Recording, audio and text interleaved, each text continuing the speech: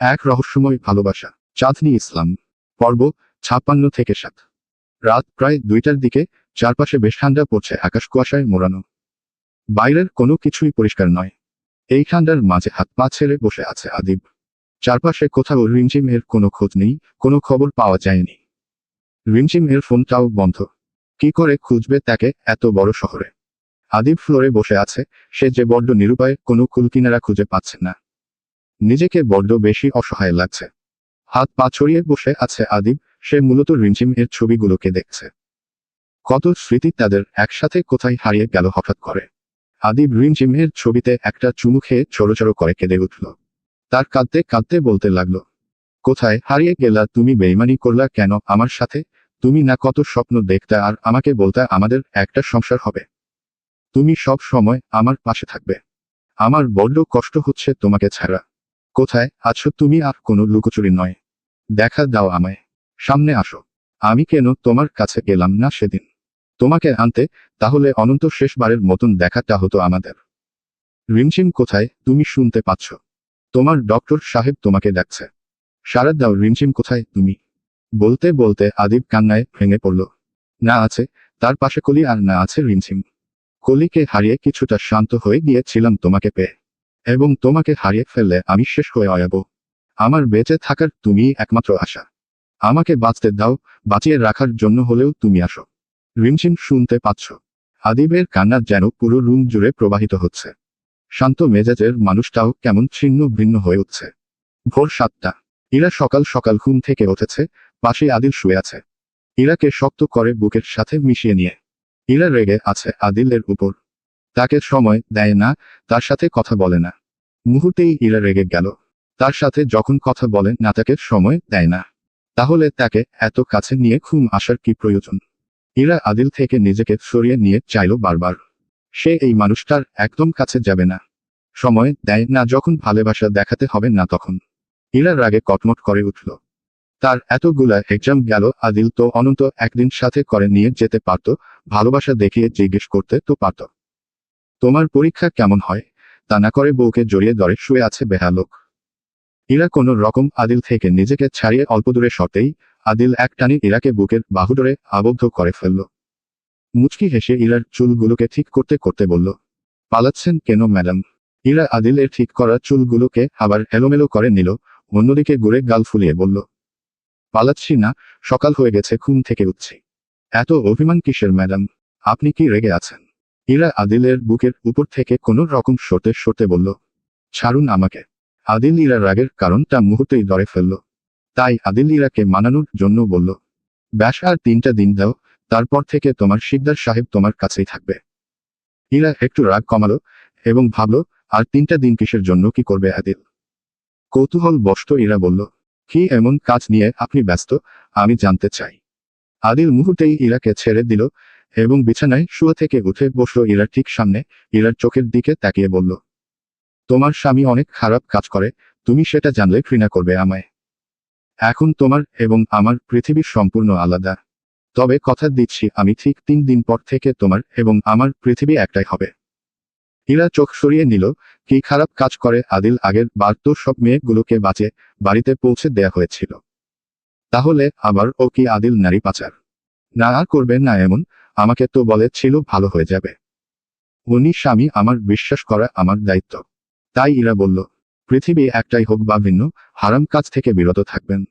আমি আপনাকে ভরসা করি, বিশ্বাস করি। তাই আমি বলবো, আমার ভরসা এবং বিশ্বাস নষ্ট হতে দিবেন না। আচ্ছা, যদি কখনো জানো তোমার স্বামী পৃথিবীর সব থেকে খারাপ মানুষ, তখন কি করবে? ইরা হাসল নিঃশব্দে এবং সিরিয়াস গলায় বলল, খারাপ কাজ হলে তা আপনি পরিবর্তন করুন। আর যদি আপনি মানুষটাই খারাপ হন, তাহলে আপনার মৃত্যু মঞ্জুর হোক। খারাপ মানুষের বেঁচে থাকার কোনো প্রয়োজন নেই। নিজের স্বামীকে মরে যেতে বলছো? আপনি ভুল শুনেছেন, আমি আপনাকে না, আপনার মধ্যে পাপকে মরে যেতে বলছি। আদিল খুব স্বাভাবিকভাবে বলল, আচ্ছা একটা প্রশ্ন করি, শুনো। আর হ্যাঁ, একদম সঠিক ওর দেওয়ার চেষ্টা করবা। ইরা মাথা নেড়ে সম্মতি প্রকাশ করল, যার মানে সে চেষ্টা করবে সঠিক ওর দেয়ার। আদিল বলতে শুরু করল, ধরো একদিকে পুরো পৃথিবী আর অন্যদিকে আমি। তুমি কাকে বেছে নিবে? আপনাকে। ভেবে বলো, তোমার জন্য সময় আছে, লাগলেই আর নাও, তবুও সঠিক ওর দাও। আপনাকে নিয়ে আমার ভাবনার কিছু নেই, পুরো পৃথিবী একদিকে থাকলেও আপনি আপনার দিকেই থাকব। কেন? আপনি ছাড়া আমার পৃথিবী শূন্য, আপনি না থাকলে আমি বেঁচে থেকে কি করব? আর যদি আমি কোনো হারাম। আদিলের কথা শেষ করার আগেই ইরা বলে উঠল, তবে আমার হাতে আপনার মৃত্যু মঞ্জুর হোক প্রিয় স্বামী। আমাকে খুন করতে তোমার কষ্ট হবে না, হাত কাঁপবে না, তোমার পৃথিবী শূন্য হয়ে যাবে না। ইরা হাসল মৃদু হাসি, কি চমৎকার সেই হাসি। ফের আবারও বলল, জানেন, যে পাপ করে আর যে দেখে তারা সমান পাপী। সেই জায়গায় আপনি আমার স্বামী, পাপটা হয়তো সমান সমানই হবে। তাই হারাম থেকে বিরত থাকুন। আর হ্যাঁ, আপনাকে খুন করতে আমার বড্ড কষ্ট হবে, তাই ভাববেন না আমি আপনাকে ছেড়ে দিব। আপনি স্বামী পরে আগে অপরাধী। সবশেষে আমি এইটাই বলবো, আপনি ছাড়া আমি শূন্য। এই কথাটিকে আমার দুর্বলতা মনে করবেন না। ভালোবাসি তোমায়, অনেক ভালোবাসি। বিশ্বাস করো, এই কাজটা শেষ হয়ে গেলে তুমি রানীর মতন থাকবে। ব্যাস, শুধু এই কাজ। আদিল চট করে বিছানা ছেড়ে ওঠে, চলে গেল ওয়াশরুমে। ইরা চুপ করে বসে রইল কিছু সময়। একদিক সেদিকে চোখ পড়তেই দেখে বিছানার ব্রেড সাইডে সেই অহনা শিকদারের দেয়া প্রেগন্যান্সি টেস্ট স্ট্রিপ। ইরা বিছানা গুছিয়ে টেস্ট স্ট্রিপ হাতে তুলে নেয়। আদিল ওয়াশরুম থেকে বের হলে ইরা ঢুকে যায় ওয়াশরুমে চেক করার জন্য। এদিকে আদিল ফ্রেশ হয়ে তাড়াতাড়ি বেরিয়ে যায় বাসা থেকে। অন্যদিকে ইরা টেস্টে পজিটিভ পাওয়ার ফলে মুখ কপাল কুঁচকে ফেলেছে। কি করে সে এত তাড়াতাড়ি সে প্রেগন্যান্স হলো? সবার মনের অবস্থা খারাপ। কাকে কি বলবে কিছু বুঝতে পারছে না। তাই ইরা ভাবল আগে আদিলের সাথে শেয়ার করা প্রয়োজন। ইরা তাড়াতাড়ি ওয়াশরুম থেকে বের হয়ে আসে, আদিলকে জানাবে বলে। সে তো বাবা হতে চলেছে, শুনলে নিশ্চয় অনেক খুশি হবে। ইরা বের হওয়ার পর যা দেখল তাতে সে অবাক। রুমের কোথাও আদিল নেই, বরং দরজাটাও খোলা, সে সাথে কারবারটাও। ইরা মনে মনে ভাবল আদিল মনে চলে গেছে নিজের কাজে। আগে তো বলে যেত, কি আশ্চর্য, এখন বলে যাওয়ার ও প্রয়োজন মনে করে না। হাতের প্রেগন্যান্সির স্ট্রিপটা ছুঁড়ে ফেলে দিল ফ্লোরে এবং নিজেও বসে পড়ল ফ্লোরে। না চাইতেও অজান্তে কেঁদে উঠল ঝরঝর করে। সবাই মা হওয়ার পর খুশি হয়, আর আমি এমনি জনম দুঃখী মা, যে আমার এই মুহূর্তটাও আমি কারোর সাথে শেয়ার করতে পারছি না। আশরাফ শিকদার সহ পুরো পরিবার বসে আছেন আদিবের পাশে। আশরাফ শিকদার ফজরের নামাজের পর এসেছেন আদিবের কাছে। তবে অহনা শিকদার ছিলেন ছেলের কাছে, রাতে বেশ কয়েকবার এসেছিলেন ছেলেকে দেখতে। যখন দেখলেন 3টার দিকে আদিব ঘুমায়নি, তখন বেশ বুঝে শুনিয়ে শুয়ে দিয়েছেন বিছানায়। আদিব বিছানায় শুয়ে আছে, হয়তো এখন একটু ঘুম এসেছে, সারা রাত তো জেগেছিল। চারপাশে শোরগোল পড়ে গেছে, মিডিয়া জুড়ে নতুন সংবাদের শিরোনাম প্রকাশ পেয়েছে। আদিস শিকদার সকাল সকাল ডিবি অন করতেই দেখেন বড় জঙ্গলে নাকি কোনো লাশ পাওয়া গেছে, সেইটা তদন্ত করার দায়িত্ব আপাতত পুলিশ নিয়েছে। আদিস শিকদার নিউজ চেঞ্জ করলেন। আপাতত তার এই রকম নিউজের দরকার নাই। ইরা নিচের ড্রয়িং রুমে থেকে হালকা কিছু খাবার খেয়ে নিল। এক্সাম হলে চলে যাবে বলে। ঈশান আসবে অবশ্যই তাকে নিয়ে। আদিব শুয়ে আছে, পাশেই আশরাফ শিকদারের কলটা বেজে উঠছে বারবার। আদিব ঘুমিয়েছে, তাই আশরাফ শিকদার কলটা বাইরে গিয়ে রিসিভ করলেন। অপর পাশ থেকে একজন পুলিশ সালাম দিয়ে বললেন, স্যার, একটি নারীকে আমরা বড় জঙ্গলের পাশে পেয়েছি মৃত অবস্থায়। মেয়েটির মুখ স্পষ্ট নয়। তাছাড়া পুলিশ থেমে গেল, তাই দেখে আশরাফ শিকদার বললেন, তাছাড়া কি এসপি? পুলিশটি বেশ নার্ভাস হয়ে কাঁপা কাঁপা গলায় বললেন, মা নে স্যার, মেয়েটিকে জঘন্যভাবে রেপ করা হয়েছে। এছাড়া শরীরে এত মারের আঘাত এবং মুখটিকে কোনোভাবে শনাক্ত করা যাচ্ছে না। যদি আপনারা আসতেন, মানে স্যার, যদি ওই মেয়েটি হয়। আশরাফ শিকদার এক উচ্চ থক দিয়ে থামিয়ে দিলেন এবং বললেন, চুপ করো ইডিয়েট, শিকদার পরিবারের মেয়েদের সাথে এমন করার দুঃসাহস কেউ দেখাবে না। বলেই আশরাফ শিকদার কলটা কেটে দিলেন, বেশ বিরক্ত হয়ে। সকল সকাল মুডটাই কিনা নষ্ট করে দিল, যত সব ইডিয়েট এর দল। দুপুর 2টার দিকে শিকদার পরিবারের সবাই বসে আছে ড্রয়িং রুমে। আশরাফ শিকদার সকালে একবার গিয়েছিলেন কামাল সাহেবের বাড়িতে। তারাও তেমন কোনো খোঁজ খবর পায়নি রিমঝিমের। রিমঝিমের মা ভীষণ অসুস্থ হয়ে গেছে, খাওয়া দাওয়া বন্ধ, সেই সাথে বারবার জ্ঞান হারিয়ে ফেলছে। কামাল সাহেব এবং ওনার ছেলে আত্মীয় স্বজন থেকে শুরু করে সব জায়গায় রিমঝিমের খোঁজ চালাই, কিন্তু দুঃখজনক রিমঝিমের কোনো খোঁজ পাওয়া যায়নি। ইরা এক্সাম শেষ করে বাসায় এসেছে, আজকেই লাস্ট এক্সাম ছিল। তাই যদি জুথি এবং ঈশান ইরাদের বাড়িতে এসেছে। তারাও মূলত রিমঝিমের নিখোঁজ হওয়ার খবরটা মিডিয়া থেকে শুনেছিল ঈশান। রাতে একবার আশরাফ শিকদারের সাথে কথা বলেছিল রিমঝিমের ব্যাপারে। তবে আদিবকে অনেকবার কল করার পর ও রিসিভ করেনি। তাই ঈশান ভাবল, হয়তো মন খারাপ তাই কল ধরছে না। তাছাড়া ছেলেরা কখনো নিজের দুঃখ কষ্ট কারোর সাথে শেয়ার করতে চায় না। ঈশান শিকদার মহলে এসে সোজা চলে গেছে আদিবের রুমে। আদিব বাসা থেকে বের হওয়ার অনেক চেষ্টা করেছিল, অহনা শিকদার এবং আশরাফ শিকদার কোনো মতেই ছেলেকে বাসা থেকে বের হতে দেননি। ছেলের মানসিক অবস্থা একদম ভালো না। এই মুহূর্তে একা ছাড়লে যদি আদিবের কোনো সমস্যা হয়। পুরো ড্রয়িং রুম ভর্তি মানুষ, তাছাড়া পুলিশের লোক, বডিগার্ড তো আছেই। আশরাফ শিকদার সোফায় গায়েলি শুয়ে আছেন। আজকাল কারোর মনটা ভালো নেই। আশরাফ শিকদারের নাম্বারে কল আসে, কিন্তু আশরাফ শিকদার তা ধরেন না। আজকে না হলেও হাজারটা কল এসেছিল ফোনে। সে আপাতত বিরক্ত, কল আসে নিয়ে। একবার, দুইবার, তিনবার, তারপর বিরক্তি নিয়ে কল তোলেন আশরাফ শিকদার। অপর পাশ থেকে লম্বা সালাম দিয়ে বললেন, স্যার যদি একবার হসপিটালে আসতেন। কেন? আসলে স্যার, আপনাদের তথ্য অনুযায়ী মেয়েটির সাথে অনেকটাই মিল পাওয়া গিয়েছে, মেয়ের পরিবার থেকেও লোক আসছে। আশরাফ শিকদার স্বাভাবিক গলায় বললেন, ওকে, আসতেছি। আশরাফ শিকদার আদিস শিকদারকে নিয়ে বেরিয়ে যেতে চাইলে পেছনে থেকে আদিব বলে, আমিও যাব ড্যাড। আশরাফ শিকদার বারণ করলেও আদিব শুনে না। আশরাফ শিকদার কিছু বলার আগেই রিমঝিমের ভাই লিওন কল করে জানায় আদিবকে। আদিবের সাথে ঈশানও যায় হসপিটালে। আদিবকে একা ছাড়া ঠিক হবে না ভেবে। আশরাফ শিকদার যেখানে আদিবকে সঙ্গে করে নিয়ে যেতে চান না, সেইখানে বাড়ির মহিলারা যেতে চাচ্ছে, বিষয়টা খুবই খারাপ দেখায়। তাই আর কেউ যাওয়ার কথা বলল না। ইরা জ্যোতিকে নিয়ে সোজা নিজের রুমে চলে যায়। ইরা জ্যোতিকে উদ্দেশ্য করে বলল, দরজাটা বন্ধ করে দে। জ্যোতি ও সঙ্গে সঙ্গে দরজাটা বন্ধ করে দেয়। এরপর ইরাকে জিজ্ঞেস করে, কিছু হয়েছে? ইরা কথা বলে না, বরং ল্যাপটপটা নিয়ে বসে এবং সকালের কথা একটু ভাবে। আদিল ওয়াশরুম যাওয়ার পর ইরা ছোট একটা বডি ক্যামেরা আদিলের জ্যাকেটের উপর লাগিয়ে রেখেছিল, খুবই গোপনীয়তার সাথে। বিশেষ করে আদিল কোথায় যায় তার খবর নিতে। এক্সাম না থাকলে হয়তো আদিল পিছু নিত ইরা। এখন বডি ক্যামেরার সাথে ল্যাপটপ কানেক্ট করে দেখবে আদিল কোথায় আছে বা ওর কাজটা কি। মূলত পোস্টমর্টেম এর জন্য লাশটাকে সরকারি মেডিকেল হসপিটালে নিয়ে যাওয়া হয়েছিল। আশরাফ শিকদার এবং কামাল সাহেবের পরিবারের কিছু সদস্য এসেছেন। তাছাড়া পুলিশ লোক এবং বড় বড় ডক্টর রয়েছেন। পুলিশ সবাইকে নিয়ে লাশের কাছে চলে যান। লাশের এর মুখটা পুরোপুরি থেতলানো, মুখ একদম স্পষ্ট নয়, কালো রক্ত জমাট অবস্থায় পড়ে আছে। সবাই বেশ ভালো করে দেখল এবং বলল, সবাই 100% সিউর এইটা রিমঝিম হতেই পারেন না। রিমঝিম তো কালো নয়, কিন্তু এই মেয়ের বডি, চুল, মুখ সব অন্যরকম, এইটা হতেই পারে না। পাশ থেকে একজন পুলিশ কমিশনার বললেন, স্যার প্লিজ আপনারা মাইন্ড করবেন না, আমাদের তথ্য অনুযায়ী এইটাই কিন্তু সেই মেয়ে আপনারা যাকে খুঁজছেন। এই মেয়েটি পুরো ঠান্ডা শীতের মধ্যে প্রায় 12 থেকে 14 ঘন্টার সময় রাস্তায় পড়েছিল। প্রচণ্ড শীতে পুরো শরীরের শক্ত জমে গিয়েছে, তাই দেখতে এমন লাগছে। পুলিশের কথায় কেউ মানতে রাজি না, এইটা রিমঝিমের লাশ হতেই পারে না। সবাই যেন শুধু দর্শকের মতন করে সবটা দেখছে। তাদের কাছে তো কোনো প্রমাণ নেই রিমঝিমকে চেনার। আদিব বেশ দূরে দাঁড়িয়ে সবটাই দেখছে, কাছে যাওয়ার মতন শক্তি হচ্ছে না তার।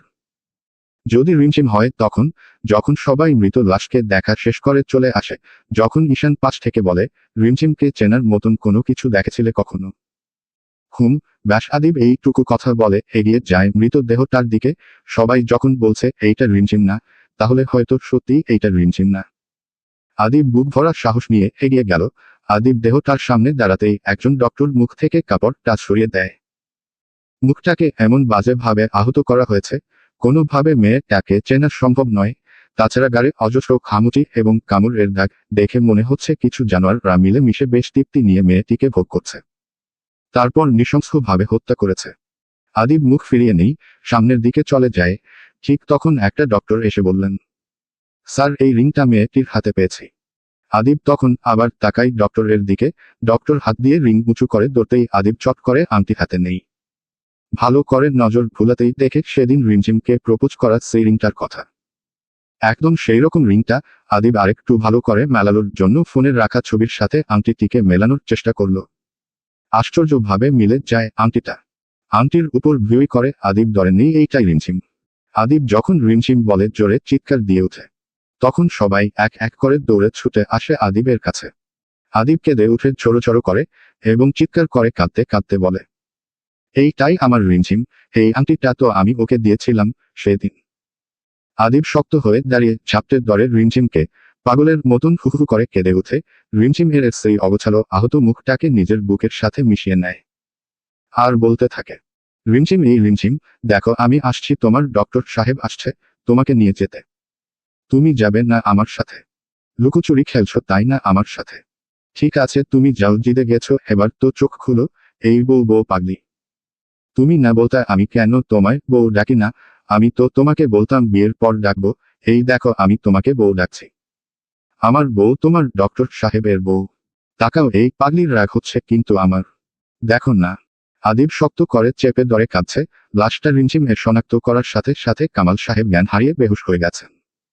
এখনো রিমঝিমদের বাড়িতে খবর পাঠানো হয়নি। আদিবকে কেউ সামলাতে পারছে না। আদিব তো রিমঝিমকে ছাড়ছেই না, বরং রিমঝিমকে হাত ধরে টানছে, সাথে করে নিয়ে যাবে বলে। আশরাফ শিকদার ছেলের এমন পাগলামি দেখে হু হু করে কেঁদে উঠলেন। তার ছোট ছেলেটা আজ কত বড় হয়ে গিয়েছে। আদিব বারবার রিমঝিমকে বুকের সাথে মিশিয়ে নিচ্ছে আর বলছে, ডিগ্রি বউ, এই বউ তোমার এমন অবস্থা কে করছে বলো আমারে, একটি বার বলো। ঈশান আদিবকে কোনো রকম টেনে ছাড়িয়ে আনে রিমঝিমের মৃতদেহ থেকে। শরীরের উপর অনেক আঘাতের চিহ্ন, উল্টা পাল্টা স্পর্শ করা ঠিক নয়। আগে কলির মর্মান্তিক মৃত্যু সবাইকে বেশ কষ্ট দিয়েছে, আর এখন আবার রিমঝিম মেয়েটাকে ও জঘন্যভাবে দর্শন, সেই সাথে শরীরের আঘাত বেশ দুঃখজনক। আশরাফ শিকদার একজন স্বরাষ্ট্রমন্ত্রী হয়েও কিছু করতে পারছেন না। আদিব ঈশান যে ছাড়িয়ে দৌড়ে ছুটে যায় রিমঝিমের মৃতদেহটার কাছে, শক্ত করে বুকের সাথে মিশিয়ে নেই। আদিবকে এমন পাগলামি করতে দেখে ঈশান বলে, আদিব, মেয়েটা মৃত, বুঝার চেষ্টা করো। কে বলছে রিমঝিম নেই? রিমঝিম আছে। রিমঝিম শুনতে পাচ্ছ? এই দেখো তোমার ডক্টর সাহেব আসছে। এই পাগলি আমার পাগলি, আমার বউ, তুমি তো আমার সব, আমার ভালোবাসা। তুমি কোথায় গেলে বলো একবার, তাকাও আমার দিকে। আমি আসছি তো তোমাকে নিতে, কোনো বাধাই শুনবো না আমি, আমার সঙ্গে করে তোমাকে নিয়ে যাব। আমি আজকেই বিয়ে করব তোমাকে, এখনই বিয়ে করব, কবুল বলো। তাকাও, বলো না শুনছো না? আদিব কাঁদতে কাঁদতে কিছু সময়ের মধ্যে জ্ঞান হারিয়ে ফ্লোরে পড়ে যায়। গত 2 দিনের অতিরিক্ত টেনশন, রাত জেগে থাকা, সবকিছু মিলিয়ে শরীর বেশ দুর্বল। আদিব বারবার শরীর ছেড়ে দিচ্ছে, কিছু সময় কান্না করতে করতে সেখানে জ্ঞান হারিয়ে ফেলে। আশরাফ শিকদার এবং বাকি সবাই মিলে আদিবকে হসপিটালে ভর্তি করে। ঈশান সবাইকে রিমঝিমের মৃত্যুর খবরটা জানিয়ে দেয়। দেখতে দেখতে কেটে গেল আরও 2টি দিন। রিমঝিমের মৃত্যুর পর থেকে সবারই মন মেজাজ খারাপ। হাসি খুশি মানুষের মুখগুলা যেন বিলীন হয়ে গিয়েছে, কারোর মুখের দিকে তাকানো যায় না। আশরাফ শিকদারের নির্দেশে কলির পাশের কবর স্থানে রিমঝিমকে কবর দেয়া হয়েছে। এখন রিফাত শুধু কলিকে নয়, বরং রিমঝিমকেও পাহারা দেয়। রিফাতের সাথে মাঝে মাঝে আদিব এসে যোগ হয়। দৌড়তে গেলে দিনের বেশিরভাগ সময় পরে থাকে রিমঝিমের কবরের সামনে।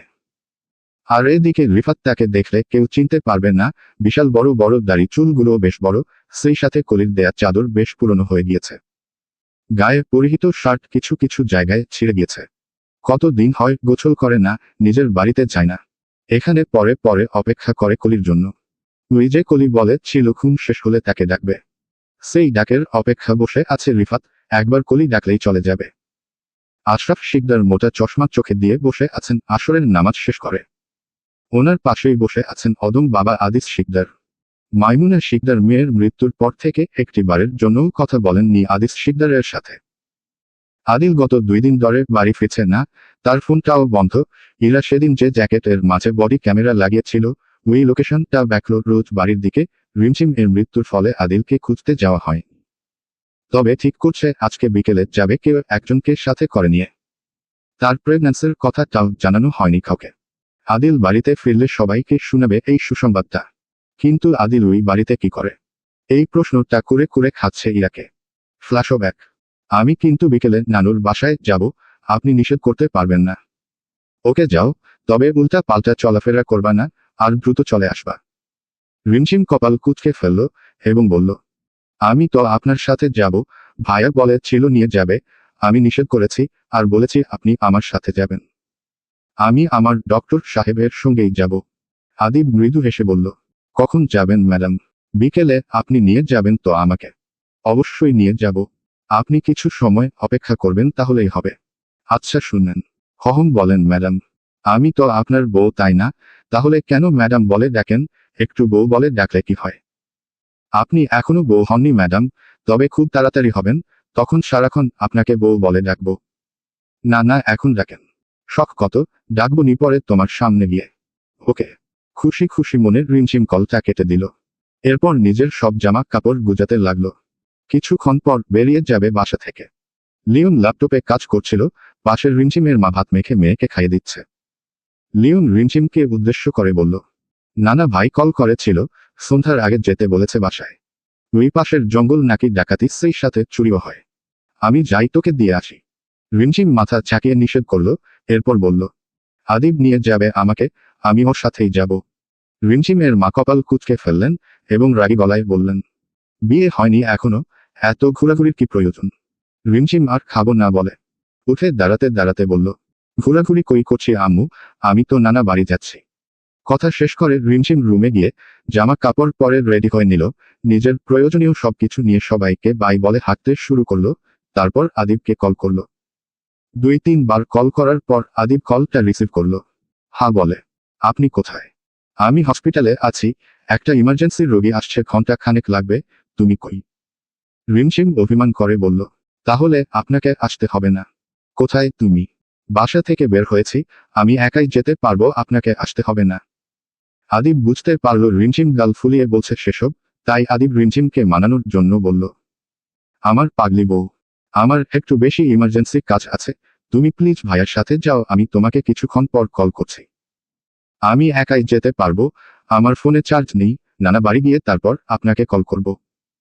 রিমঝিম নিজের অভিমান সব মিলিয়ে ফোনটা কেটে দেয় আদিবের মুখের উপর। অন্যদিকে আদিব চলে যায় অটিতে। রিমঝিম বেশ অভিমান করে আদিবের উপর, তাকে একটু সময় করে নিয়ে গেলে কি এমন হতো, পুরনো হয়ে গেছি আমি তাই না, আর কথায় বলবো না আপনার সাথে। রিমঝিম কিছু রাস্তা হেঁটে যাওয়ার পর সামনে একটা রিক্সা দেখে ডাকে, সঙ্গে সঙ্গে রিক্সাটা রিমঝিম এর সামনে এসে দাঁড়ায়। রিমঝিম ও গুড গার্লসের মতন উঠে পড়ে রিক্সায়। নির্দিষ্ট লোকেশন অনুযায়ী রিক্সাটি রিমঝিমকে নামিয়ে দেয়। এরপর অন্য আরেকটি গাড়িতে ওঠার জন্য প্রস্তুতি নিলে পাশ থেকে ডাকে রিয়া। এই রিয়া মেয়েটি রিমঝিমের নানুর বাড়ির কিছুটা কাছে, পাশের কলেজে পড়ে। তাই ভাবলো দুইজন আড্ডা দিতে দিতে না হয় চলে যাবে। হলো ও তাই কথা বলতে বলতে চলতে লাগলো। সামনে যে বড় একটা জঙ্গল, কথা খেয়ালও ছিল না কারোর। বড় জঙ্গলের সামনে আসতেই দুইজন বেশ ভয় পেতে লাগলো। এইখানে গাড়ির সংখ্যা খুবই কম, খুব বেশি গাড়ি যাতায়াত করে না। চলতে চলতে যখন জঙ্গলের ঠিক মাঝখানে, ঠিক তখন আশেপাশে কিছু লোক এসে ঘিরে ধরে দুইজনকে। একসাথে এতগুলা লোক দেখে রিমঝিম রিয়া ভয় কুকড়ে উঠে কাঁপা কাঁপা গলায় বলল, ভাইয়া আমাদেরকে যেতে দেন। পাশ থেকে একটা লোক বলল, অবশ্যই বোন তোমরা যাও। লোকটার যাও বলতে দেরি সঙ্গে সঙ্গে দুইটা শক্ত হাতের খুশি বসাতে দেরি হলো না। সঙ্গে সঙ্গে ছেলেটি মাটিতে পড়ে ছটপট করতে লাগলো। পাশে খুশি মারা সেই লোকটি বলে উঠল, এত মায়া থাকলে এই স্যার কাজ করতে আইছস কেন? ওরে লাথি মেরে বের কর এইখান থেকে। এদের এমন কাণ্ড দেখে ভয় নেতিয়ে গেল রিমঝিম। রিমঝিম সোজা নিজের গলার চেন এবং কানের দুল হাতে দড়িয়ে দিয়ে বলল, ভাইয়া যদি আপনাদের আরো কিছু লাগে আমি তাও দিব, প্লিজ তবুও আমাদেরকে যেতে দিন। রিমঝিমের থেকে গহনাগুলো নিয়ে শব্দ করে হেসে উঠল আর বলল, আমরা ডাকাত নয়, আমরা ভালো মানুষ। সাথে সাথে একটা ছেলে হাতে থাকা স্প্রে মেয়েটির নাক বরাবর ধরে, সাথে সাথে মেয়েটি অজ্ঞান হয়ে যায়। তারপর নিজেদের গাড়িতে তুলে রওনা দেয় নির্দিষ্ট জায়গায়। গাড়িতে এই দুইকে নিয়ে আরো 15 জনের মতন মেয়ে রয়েছে। আজকে শুধু এই জঙ্গল থেকেই তোলা হয়েছে মেয়েগুলোকে। সবাই ভাববে এইসব ডাকাতের কাজ, কিন্তু না, এই মেয়েগুলোকে তারা দেশের বাইরে পাঠাবে। অর্ডার আছে এক একটা নারীর মূল্য কয়েক লাখ। প্রায় সন্ধ্যা 7টার দিকে আদিব নিজের কাজ শেষ করে চেম্বারের বসে কল করছে রিমঝিমকে। দুঃখবশত ফোনটা বন্ধ। তখনই আদিবের মনে পড়ে রিমঝিম তো তাকে বলেছিল তার ফোনে চার্জ নেই, হয়তো চার্জ করে তারপর তাকে কল করবে। ব্ল্যাকরোজ বাড়ির সামনে গিয়ে গাড়িটা থামায়। গাড়ির শব্দ শুনে সঙ্গে সঙ্গে গেট খুলে দেয় রতন মিয়ার একমায় ছেলে রনি। পারুলের মৃত্যুর পর থেকে রতন মিয়া মানসিকভাবে দুর্বল, যাকে বলা চলে শয্যাশয়ী। এখন দারোয়ানের পোস্টটা রনিকে দেয়া হয়েছে। সে যথেষ্ট ইয়াং, বুদ্ধিমান ছেলে, দলের সবাই তাকে হিরো বলে ডাকে। গরিব ঘরে জন্ম নেয়ার পর ও তার বুদ্ধি কৌশল অধিক, যাকে বলে শয়তান এর বড় ভাই। রনি গেট খুলে দেওয়ার সঙ্গে সঙ্গে বড় বড় দুইটা গাড়ি ভেতরে প্রবেশ করে। গাড়িটা বেশ ভেতরের দিকে নিয়ে যাওয়া হয়। তারপর মেয়েগুলোকে এক এক করে রতন মিয়ার রুমের ভেতর দিয়ে প্রবেশ করানো হয়। সবার চোখে ব্ল্যাকরোজ বড় বাড়িটা পড়লেও রতন মিয়ার ছোট ঘরের ভেতরে যে বড় এক সম্মানজনক কারোর চোখে পড়ার নয়। খুব কৌশলে তৈরি করা হয়েছে এই ব্ল্যাকরোজ ঘরটা। রিচ রুমান এবং প্রিয়াস চেয়ারের উপর পা তুলে বসে আছে। তাদের কাজ মেয়েগুলোকে ঠিক মতন আমেরিকারই পৌঁছে দেয়া। আমেরিকার মোস্ট পপুলার লুশন এর অর্ডারে মেয়েগুলোকে পাঠানো হচ্ছে। আগের বার ডিল ওকে করতে না পারায় টাকা ফেরত পাঠানো হয়েছিল ফ্রান্সে। এবার ফ্রান্স থেকে নয়, বরং আমেরিকার থেকে অর্ডার এসেছে, যেখানে মেয়ের সংখ্যা 500+, যার দাম বাংলাদেশি টাকায় হিসাব করলে প্রায় 25 কোটি টাকার কাছাকাছি। এবার সবাই মিলে পাক্কা ওয়াদা করেছে এইটাই লাস্ট। এরপর থেকে আর কোনো মেয়ে পাচার করবে না। আদিল রিচ লুমানকে আমেরিকায় পাঠিয়ে দিয়েছিল ঠিকই, কিন্তু তার ঠিক 3 দিন পর লুমান হাজির হয় প্রিয়াসকে নিয়ে। গত 1.5 মাস চিকিৎসা নেয়ার পর প্রিয়াস এখন আগের থেকে বেশ অনেকটাই সুস্থ। তবে ঠিক মতন হাঁটতে পারেন না, খুঁড়িয়ে খুঁড়িয়ে হাঁটে। তাতেও সমস্যা নেই, যেইখানে টাকা সেইখানেই প্রিয়াস। টাকার লোভ সামলাতে না পেরে লুমানের সাথে চলে এসেছে বাংলাদেশ আসার পর থেকে প্রিয়াস এই বাড়িতেই আছে। এর মাঝে রিচ লুমান বেশ অনেকটাই ফোর্স করে আদিলকে এই বাড়িতে এনেছিল। ফোর্সটা এই রকম, তাদের সাথে যা কথা হয়েছে বা ডিল হয়েছে আগের সবকিছু, অস্ত্র পাচার, নারী পাচার, সবকিছু প্রকাশ করে দিবে। অবশ্য আদিল এই সব কিছুতে ভয় পায়নি। তবে পুরুষ মানুষ টাকার লোভটাও সামলাতে পারেনি। তাই সবাই মিলে ঠিক করে এই কাজটাই করবে লাস্ট বারের মতন। তারপর থেকে সবাই ভালো মানুষ হয়ে যাবে। তবে আদিলের কঠিন নিষেধ, তার এলাকা থেকে কোনো মেয়েকে তোলা যাবে না। সবাই সঙ্গে সঙ্গে হ্যাঁ বলে দেয়। আর এসব কাজ চলবে কিছুদিন মায়ে, তবে খুবই গোপনীয়তার সাথে। আজকে প্রায় 23 জনের মতন মেয়েকে তুলে আনা হয়েছে। আরেক দল গিয়েছে মেয়ে তুলতে, তবে এই এলাকা ছেড়ে অনেক দূরে। সেখানে থেকে মেয়ে নিয়ে আসলে হয়তো মিলে যাবে। তারপর সবাইকে পাঠানো হবে আমেরিকা লুশানের ঠিকানায়। আদিল আসে ব্ল্যাকরোজ বাড়ির ভেতরে, নিজের প্রয়োজন মতন সময় কাটায়, তারপর নিজেদের মতন আলাপ আলোচনা শেষ করে আবার চলে যায়। শুধু এই দিকটা নয়, কোম্পানি সিসির সাথে রাজনীতির দিকটাও দেখতে হয় তাকে। রাত 10টার দিকে প্রিয়াস এবং লুমান এক এক করে সব মেয়েগুলাকে গুনা শুরু করে। তারা মূলত 500 মেয়েকে দিবে, এর বেশি নয়। তার বেশি হলে মেরে ফেলবে। এবং নিজেদের পুরো রুম জুড়ে মেয়ে পড়ে আছে অজ্ঞান হয়ে, তাছাড়া ডক্টর তো আছেই ঘুমের ইঞ্জেকশন দেওয়ার জন্য। এখন মেয়েগুলোকে আজকের রাতে পাঠানো হবে আমেরিকার লুশানের কাছে। সেই সব ব্যবস্থা করে লুশানি করে রাখবে। এখন সবার দায়িত্ব ঠিক মতন গুনে গুনে মেয়েগুলোকে পৌঁছে দেয়া। একটা সময় দুই পাশ থেকে গুনা শুরু করলো, একদিকে প্রিয়াস, অন্যদিকে লুমান। আর যে ছেলেরা মেয়ে তুলে এনেছে তারা আপাতত লাল পানি সেবন করছে, সেই সাথে সিগারেটের ধোঁয়া উড়াচ্ছে পরম আনন্দের সাথে। তাদের দেখে মনে হচ্ছে তারা এক একটা গোল্ডেন A+ পেয়ে পাস করেছে। গুনতে গুনতে যখন দেখলো 500 থেকে 2 জন মেয়ে বেশি, তখন মনে মনে সবাই বেশ খুশি হলো। প্রিয়াস, রনি এবং লুশান ভাবলো তারা একটা মেয়েকে দিয়ে নিজেদের মনের মতন মাস্তি করবে, তার বাকি ছেলেগুলাকে একটি মেয়ে দিয়ে দিবে, যাকে বলে তাদের কষ্টের পারিশ্রমিক। লুশান এবং প্রিয়াস সিগারেটে ধোঁয়া ওড়াতে ওড়াতে ভাবলো এসব কিছু কোনোভাবে আদিলকে জানানো যাবে না। লুমান ও রনি সম্মতি জানিয়ে বলল, ওকে আগে তো চিল হয়ে যাক। আমেরিকার লুশান মধ্যে রাতের দিকে ট্যাগ সহ ছোট বড় পিকআপ পাঠিয়ে দেয়, যেখানে বিভিন্ন জামাকাপড় এবং পণ্য সামগ্রী এক দেশ থেকে অন্য দেশে পাঠানো হয়। আপাতত সেসব ট্যাগের সাথে মিশিয়ে নিয়ে যাওয়া হবে মেয়েগুলোকে অবৈধভাবে। প্রায় 1টা নাগাদ চলতে থাকে এই কাজ। রনি বিপুল নিরাপত্তার সাথে বাইরের সবকিছু দেখাশোনা করে।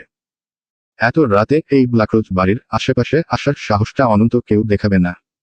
ভয়ঙ্কর বাড়ি, তাছাড়া আশেপাশেও বেশ জঙ্গল। আদিল 12টা নাগাদ চলে গেছে শিকদার মহলে। সে মোটেও ইরার সন্দেহ কারণ হতে চাই না বলে। আদিলের আসা যাওয়া নিয়ে কারো কোনো সমস্যা নেই। আদিল যে তাদের পাশে আছে এইটাই অনেক। সবাই নিজেদের কাজ শেষ করে গুপ্ত করে চলে যায়। সেখানে 2টা মেয়ে রয়েছে, বিশেষ করে লুমান এবং রনি পছন্দ করে রেখেছে।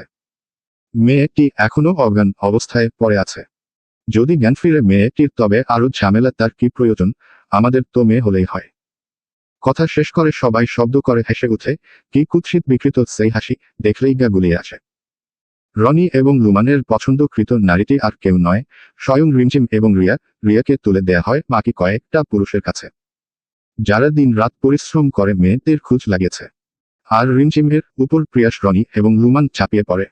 ক্ষুধার্ত বাঘের মতন ছিঁড়ে খেতে থাকে শরীরের প্রতিটি শিরা উপশিরা। বুকের উপর থেকে থাবা মেরে একটানে ওড়না ছুঁড়ে ফেলে দেয় মাটিতে। এক এক করে 3টি পুরুষ নিজেদের চাহিদা মেটাতে থাকে মেয়েটির উপর। মেয়েটির ব্যথাকে তারা পরম সুখ বলে আখ্যায়িত করে। গা থেকে শুরু করে গোপনীয় জায়গায় কামড় সহ খামচে ধরে, ঠিক যেমন বাঘ তার শিকারকে ধরে। এইভাবে চলতে থাকে পুরো ঘন্টার পর ঘন্টা। একটা সময় মেয়েটির জ্ঞান ফিরে আসে। অল্প অল্প তাকাতেই শরীরে পুরুষের বাজে স্পর্শ টের পাওয়াতে নিজেকে ছাড়ানোর আপ্রাণ চেষ্টা করতে লাগে। চেঁচাতে থাকে, নিজেকে বাঁচানোর চেষ্টা করে। কি অদ্ভুত! মেয়েটির চেঁচামেচির শব্দ শুনে তারা আরো বেশি উত্তেজিত হতে থাকে, আরো দ্বিগুণ বাজে ভাবে স্পর্শ করতে থাকে মেয়েটির সাথে। সেই সাথে মেয়েটির মুখে একটি রুমাল গুজে দেয়, যাতে করে চেঁচানোর শব্দটা কম আসে। এইভাবে বেশ অনেকক্ষণ নিজেদের চাহিদা পূরণ করে ছেড়ে দেয় মেয়েটিকে। ছাড়ার সাথে সাথে মেয়েটি কাঁপা কাঁপা গলায় বলে উঠল, পানি খাবো। পানির কথা শুনে সব পুরুষ একসাথে শব্দ করে হেসে উঠল, মনে হলো তারা কোনো জোকস শুনছে। অন্যদিকে মেয়েটির পানির পিপাসায় নিঃশ্বাস যায় যায় অবস্থা। মেয়েটি আবারও কাঁপা কাঁপা গলায় বলল, একটু পানি দেন, আমি পানি খাবো। প্রিয়াস ওঠে দাঁড়ায় পানি দেওয়ার জন্য। অন্ধকারে কিছু চোখে দেখছেন না, তাই লাইট অন করে। লাইট অন করার সাথে সাথে রিমঝিম নিজের দুই হাত দ্বারা নিজের ডিগ্রি ডিগ্রি ডিগ্রি অঙ্গ শরীরটিকে ডাকার ব্যর্থ চেষ্টা করতে লাগলো। প্রিয়াস চোখ থেকে পানি নিয়ে রিমঝিম সামনে গিয়ে চোখের সাথে চোখ পড়তেই রিমঝিম বলে উঠে, আপনি ভাইয়া। সবাই মাথায় আকাশ ভেঙে পড়ে, এই মেয়েটি কি তাহলে প্রিয়াসের বোন? সবাই ভয়ে টু করে উঠে। প্রিয়াসের হাত থেকে তৎক্ষণাৎ পানির গ্লাসটা নিচে পড়ে যায়। প্রিয়াস চট করে বলে উঠল, তুমি আমাকে চেনো? রিমঝিম ঘৃণায় মুখ ফিরিয়ে নেই, পাশে বিছানার উপর রাখা চাদর দিয়ে নিজের শরীরটাকে ডেকে ফেলল। জোরোচড়ো করে কেঁদে উঠল আর বলল, আপনার মতন ভাই কারণ না হোক। রিমঝিম হুহু করে কেঁদে উঠল আর বলল, আল্লাহ বাঁচিয়েছে, আমার আগে আপনার বোন কলির মৃত্যু হয়েছে, নয়তো আপনার মতন ভাই থাকার সুখে মেয়েটি মরে যেত।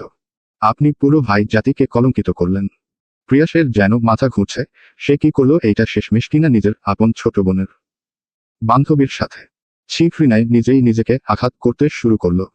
প্রিয়াস নিজেকে এমন ভাবে আঘাত করতে দেখে রিমঝিম প্রিয়াসকে পাগল বলে আখ্যায়িত করল। রিমঝিম বিছানা ছেড়ে ওঠে, নিচে গিয়ে বসল, ঠিক তিনটি মানুষের চোখের সামনে থেকে নিজেকে আড়াল করল। প্রিয়াসকে উদ্দেশ্য করে রনি বলল, ভাই কোনো সমস্যা? প্রিয়াস কিছু সময় নিয়ে ভাবল, এই মেয়েকে কি করবে, এরে বাঁচিয়ে রাখলেও সমস্যা, আবার মেরে ফেললেও সমস্যা। প্রিয়াস শয়তানি হাসি হেসে বলল, ওরে মেরে ফেল, নিজেরা বাঁচতে চাইলে। এবং রিমঝিমকে বলল, কেন পরিচয়টা দিলি, নয়তো আর কয়টা দিন। রিমঝিম বসা থেকে দাঁড়িয়ে প্রিয়াসের মুখে এক দলা থুতু ছুঁড়ে মারল, যা প্রিয়াসের মুখের উপর গিয়ে পড়ল। প্রিয়াস সঙ্গে সঙ্গে রিমঝিম এর চুলের মুঠি ধরে আঘাত করতে লাগলো দেয়ালের সাথে। পর পর কয়েকটা আঘাতে মেয়েটা কুৎকাত, অতিরিক্ত রক্ত ফলন হওয়া এবং সেই সাথে জ্ঞান হারিয়ে ফেলে। প্রিয়াস শক্ত হাতে গলা চেপে হত্যা করে রিমঝিমকে। হত্যার করার 15 মিনিট পর মেসেজ আসে, যেই মেসেজটা আদিল পাঠিয়েছিল সাথে রিমঝিম এর ছবি দিয়ে। মেসেজটা এমন ছিল, রিমঝিমকে তোরা কিডন্যাপ করেছিস, বাই এনি চান্স মেয়েটির কিছু হলে তোদের ফ্রিতে জাহান্নামে পাঠিয়ে দিব। ইডিয়েটরা। প্রিয়াস সহ সবাই ঘাবড়ে যায়। এখন কি হবে? বাঁচিয়ে রাখলে হয়তো ভালো হতো। সবাই মিলে ক্ষিপ্ত হয়ে ওঠে প্রিয়াসের প্রতি, এই শালা বুঝে কম চিল্লায় বেশি। এখন কি হবে? আদিল যদি জানে মেয়েটিকে মেরে ফেলা হয়েছে তখন কি হবে? প্রিয়াস কাজারা দিয়ে বলে উঠল, আগে ওরে জঙ্গলে ফেলে দিয়ে আই, পরেরটা পরে দেখা যাবে। রনি বলল, তাহলে সবাই ভাববে ডাকাতরা মিলে তাকে দর্শন করেছে, পরে মেরে ফেলছে। যেই বলা সেই কাজ। রাতের অন্ধকার আধারে মেয়েটিকে নিয়ে ফেলা দেয়া হয় বড় জঙ্গলে। সেদিন রাতে আদিল আসতে পারেননি রিমঝিমের খোঁজে, তবে পরের দিনের সকালেই চলে আসে। কিন্তু দুর্ভাগ্যবশত কাউকে পায় না আদিল। তাই আদিল প্রিয়াসের বলা কথা বিশ্বাস করেনি। প্রিয়াস বলে, হয়তো মেয়েটিকে ডাকাত বা অন্য কেউ মেরেছে, আমরা না। তুই শুধু শুধু ভুল বুঝছিস। আদিলকে এমন ভাবে ছলা কলার দ্বারা বোঝানো হয় যে আদিল বিশ্বাস করতে বাধ্য। বর্তমানে আদিল 2 দিন যাবৎ বাসায় ফিরছে না। আপাতত ইরা বিকেলের দিকে রেডি হয়ে নিয়েছে, আদিলকে খুঁজতে ব্ল্যাকরোজ বাড়িতে যাবে বলে। বিকাল 5টা নাগাদ ইরা বোরকা পরে নিয়েছে, সে এখন বাড়ির বাইরে যাবে সেই ব্ল্যাকরোজ বাড়িতে। মূলত আদিলকে খুঁজতে গত 2 দিন যাবৎ আদিল নিখোঁজ। তাকে কেন ভাবে পাওয়া যাচ্ছে না। তার লাস্ট লোকেশন যেহেতু ব্ল্যাকরোজ বাড়ির কাছাকাছি বলছে, আপাতত সেখানে গিয়ে খোঁজ করলে ভালো হয়। ইরা বোরকা পরে রুম থেকে বের হয়ে যায়। ড্রয়িং রুমে অহনা শিকদার, আশরাফ শিকদার, আদিস শিকদার, মাইমুনা শিকদার বসে আছেন। আর কিছু সার্ভেন্টরা নিজেদের মতন কাজ করছে। এর মাঝে ইরা চলে আসে নিচে। ইরাকে অসময়ে বোরকা পরে আসতে দেখে আশরাফ শিকদার বললেন, কোথায় যাচ্ছ আম্মু? ইরা আশরাফ শিকদারের প্রশ্নের উত্তর দেওয়ার জন্য কিছুটা এগিয়ে সামনে গিয়ে দাঁড়ালো এবং মাথা নত করে বলল, আসলে আব্বু। আশরাফ শিকদার ইরার দিকে তাকিয়ে রইলেন। ইরা কথা বলতে সংকোচ বোধ করছে। তাই দেখে অহনা শিকদার ইরার মাথায় হাত রেখে আদুরে গলায় বললেন, কোথায় যাচ্ছ? ইরা মাথা আরো নয় দিয়ে বেশ সংকোচ নিয়ে বলল, আসলে আম্মু, গত 2 দিন যাবৎ আপনার ছেলে বাড়িতে আসছে না। তাই একটু বের হচ্ছিলাম ওনাকে খোঁজার জন্য। আশরাফ শিকদার মুহূর্তেই রেগে উঠলেন, 2 দিন যাবৎ বাড়িতে আসছেন না মানে? আশরাফ শিকদার ক্ষিপ্ত মেজাজে হারিয়ে বললেন, 2 দিন যাবৎ বাড়িতে না তাহলে কোথায় গিয়েছে, তোমাকে কিছু বলেছে? মানে তুমি কি কিছু জানে?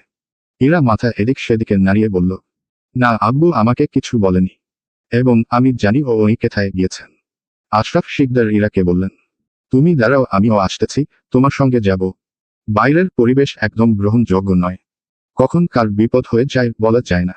আমি আর কোনো রিস্ক নিতে চাই না মা। আমি সব হারিয়ে নিঃস্ব হয়ে গিয়েছি। তুমি দাঁড়াও, আমি আসছি। ইরা কিছুটা অবাক হয়ে যায়, এই বয়সে কত চিন্তা এই মানুষটার। ইরা এবার মাথা নেড়ে সম্মতি প্রকাশ করে বলল, আচ্ছা আব্বু। আশরাফ শিকদার মিনিট 5-এর মধ্যে রেডি হয়ে চলে এলেন। তারপর দুইজন বাসা থেকে বের হয়ে যায়। ঠিক যখন তারা গেট বরাবর যায়, ঠিক সেই সময় আদিলের কালো বিএমডব্লিউ গাড়ি নিয়ে বাড়ির ভেতরে প্রবেশ করে। তাতে বেশ কিছুটা অবাক হয় ইরা এবং আশরাফ শিকদার। আদিল নির্দিষ্ট জায়গায় গাড়ি রেখে সোজা ভেতরে চলে যায়। আদিল আশরাফ শিকদার এবং ইরাকে কোনো রকম খেয়াল করেনি। খেয়াল করলে হয়তো একটু দাঁড়াতো। আদিল বাড়ির ভেতরে প্রবেশ করতেই অহনা শিকদার ক্ষিপ্ত মেজাজ দেখিয়ে বললেন, কোথায় গিয়েছিলে? আদিল অহনা শিকদারের ক্ষিপ্ত মেজাজ দেখে বুঝে ফেলল, বাড়ির পরিবেশ বেশ জটিল, তাই পরিবেশকে শান্ত করার জন্য বলল, আমি আমেরিকা গিয়েছিলাম মমু।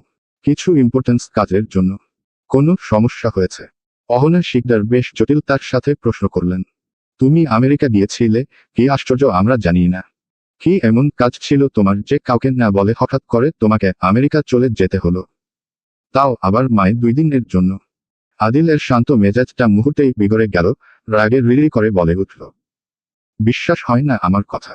তোমার কি মনে হয় আমি মিথ্যা বলছি তোমাকে? অহনা শিকদার চোখ গরম করে তাকালেন ছেলের দিকে।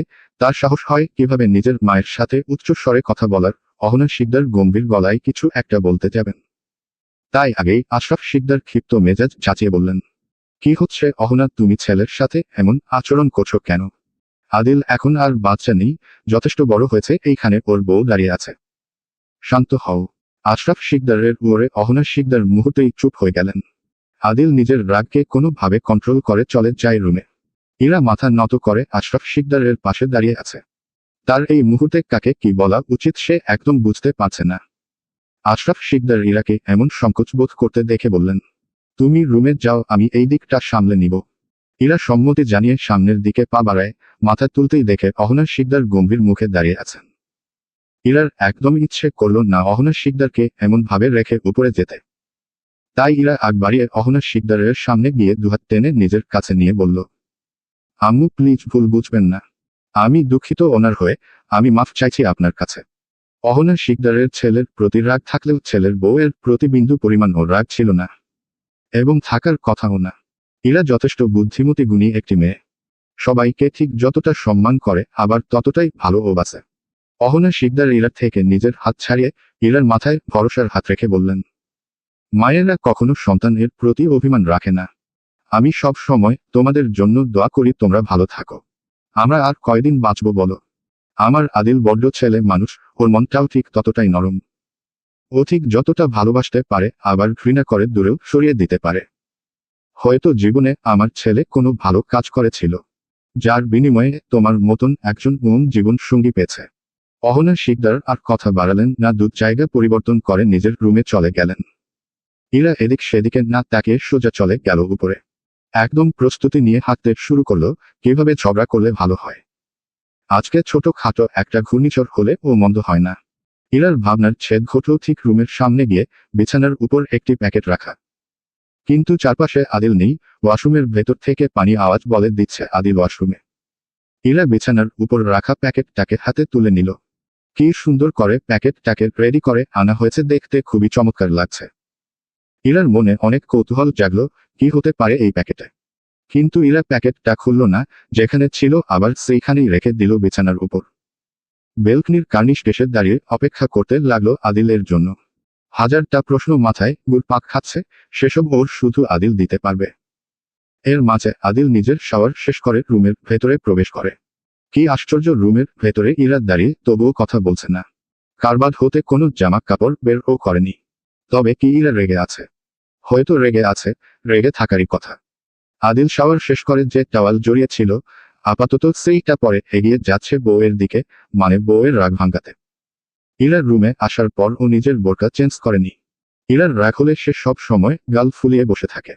কিছুটা সময় নিয়ে আস্তে ধীরে সেই রাগটাও প্রকাশ করে। ইরা এক ফিরে তাকিয়ে আছে বাইরের দিকে। আদিল 1 সেকেন্ড ও সময় নিল না। পেছনে থেকে শক্ত করে জড়িয়ে ধরল বউকে। তারপর একের পর এক চুমু দিতে থাকলো গাড়ে, গলায়। ইরা কিছু বলল না, আগের মতন চুপ করে দাঁড়িয়ে রইল। তাকে দেখে মনে হচ্ছে তার শরীরে কোনো স্পর্শ না, বরং আঘাত করা হচ্ছে। কিছু সময় পর আদিল ইরাকে নিজের দিকে ঘুরিয়ে নিল। যখন ইরার কপালে আলতো করে চুমুর পরশ এঁকে দিবে ঠিক তখন ইরা কর্কশ গলায় বলে উঠল, কোথায় গিয়েছিলেন? এখন আবার বলবেন না দয়া করে, আপনি আমেরিকা চলে গিয়েছিলেন। আদিল শক্ত ডোক গিলে মুহূর্তেই ছেড়ে দেয় ইরার শরীর। এরপর খুব স্বাভাবিকভাবে অহনা শিকদারকে যেভাবে বোঝানোর চেষ্টা করেছিল ঠিক সেইভাবে ইরাকে ও বোঝানোর চেষ্টা করতে লাগলো। বিশ্বাস করো না আমাকে। তোমার কি মনে হয় আমি মিথ্যাবাদী? ইরা আদিলের চোখের ভাষা মুহূর্তেই পরে ফেলতে সক্ষম, তাই আদিল বারবার এড়িয়ে যাচ্ছে, তাকাচ্ছে না ইরার দিকে। এতে করে ইরার সন্দেহটা 1000 গুণ বেড়ে যায়। আপনি ছলনা করছেন আমার সাথে, আমার বিশ্বাস নষ্ট করছেন। আদিল বিষয়ে তাকে এড়ানোর সম্পূর্ণ চেষ্টা করতে লাগলো, হলো তাই। এতদিনে এই চিনলে নিজের স্বামীকে। আদিল এই কথাটা বলে চলে গেল ইরার সামনে থেকে। তাকে দেখে মনে হচ্ছে সে ভীষণ রেগে আছে, তার প্ল্যান সাকসেসফুল।